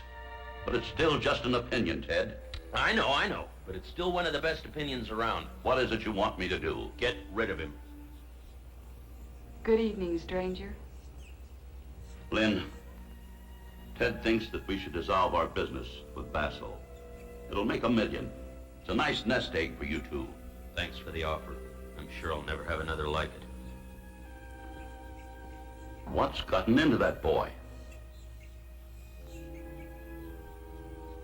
Here now. Everything's going to be all right.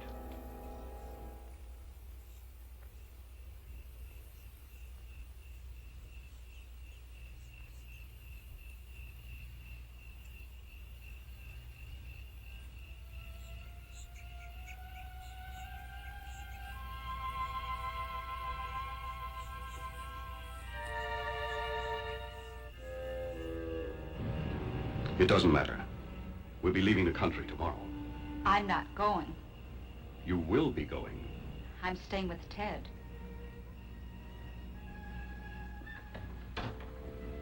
You will do as I say. Oh, no. I found the strength to resist you. Ted's given it to me. If I were not confident of our love, I wouldn't allow Dr. Dell to see you. You are mine. No one will ever take you away from me. You are mine, and I am yours. You do understand that, and believe it. Doctor! Mr. Crane. Everybody's here. I have some very important people I want you to meet. They're interested. Wait here.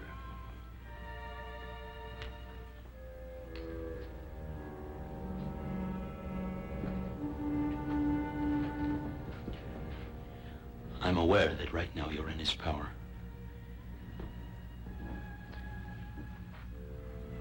Dorina, if you can hear me, let me know. You must realize that even now you have the power within you to resist him. I'll help you. Together we'll fight him. Dorina, if you can resist him publicly, he'll have to let you go. Dorina, listen very carefully to me. It is Ted. It's Ted. I want you to be free. You must fight against Basso. I can help you. As he speaks to you, my own thoughts will join with yours. Good evening, Captain. Good evening. If you will excuse us, it's time to begin.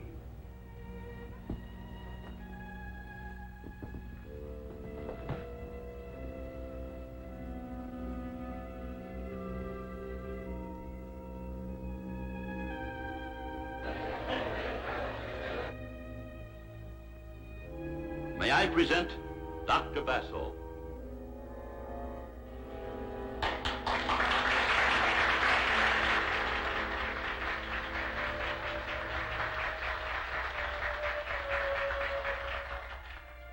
Good evening. I trust that those of you who have witnessed my demonstrations realize that the purpose is education, not entertainment.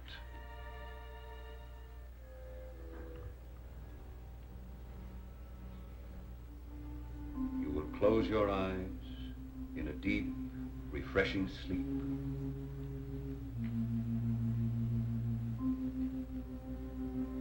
Your eyes are heavy.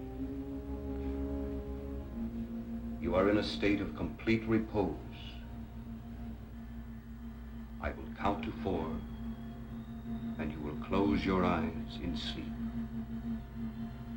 1, 2, 3, 4.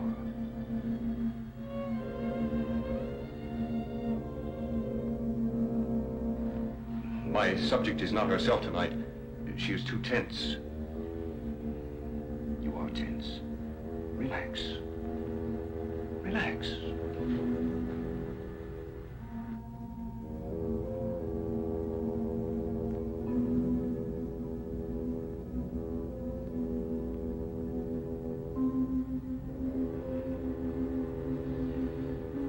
I think we are ready to try again. You want to sleep. You are very tired. You want a pleasant sleep. Your eyes are very heavy. You are falling into a deep sleep. I'm talking to you, Dorina. Where were you born? Where were you born? Is everything all right? What's this all about, Crane? It's part of the act.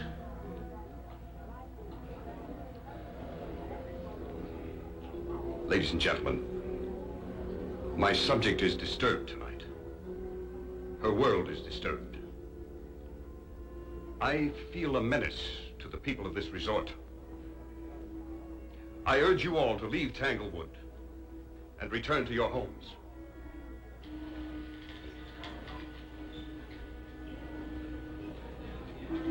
Give me your attention, please. I'm Lieutenant Blake, Police Department. I want everyone to do as Dr. Basso says, in an orderly manner. Now, go to your cars. When everyone is in a car, leave together. Stay together. I have men all along the road. Let's go.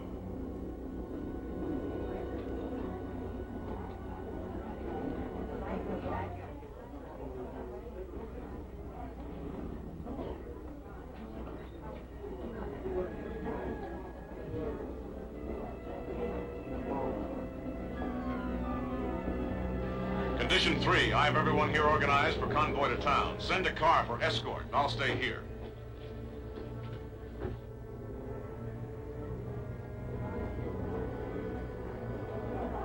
Hasn't this thing gone far enough?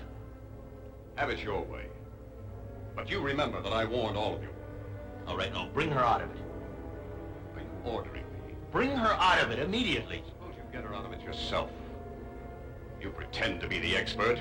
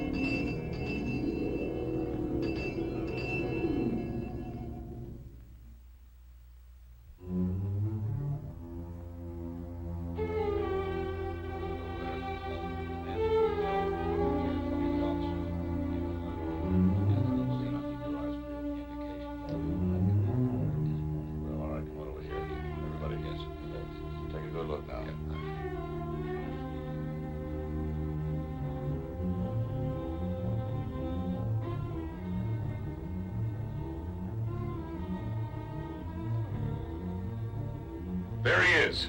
Get him.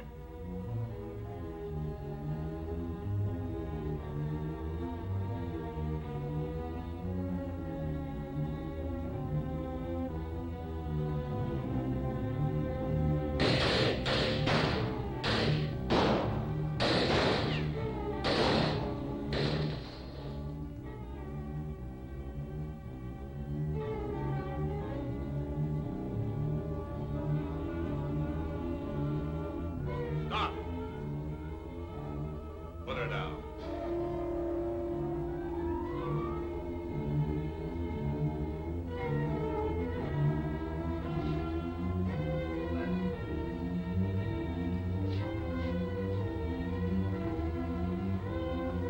Stand away.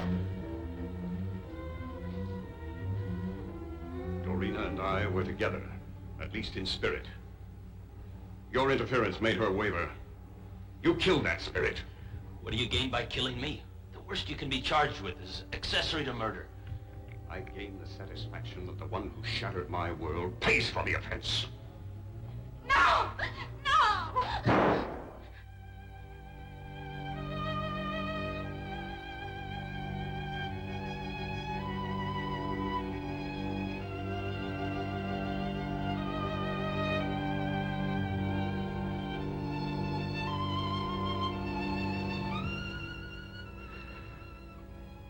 Oh, Dorina. I cannot let you leave me. In this ugly world, you were all that mattered to me.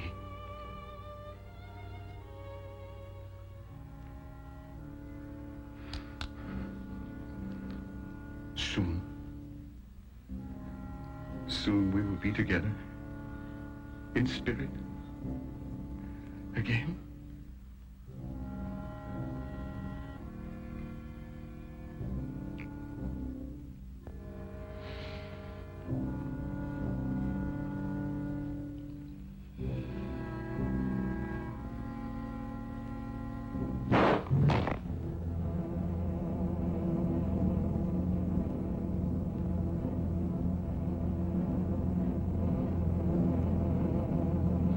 I'd like to believe that I cut through to her, but we'll never know. One way or another, she destroyed the creature. She knew that the creature was some sort of physical link to her past. In destroying herself, the creature could not exist. She searched for freedom and found violence, terror, destruction, greed. Was Basso right? Is there a monster lurking within each of us? Waiting, waiting.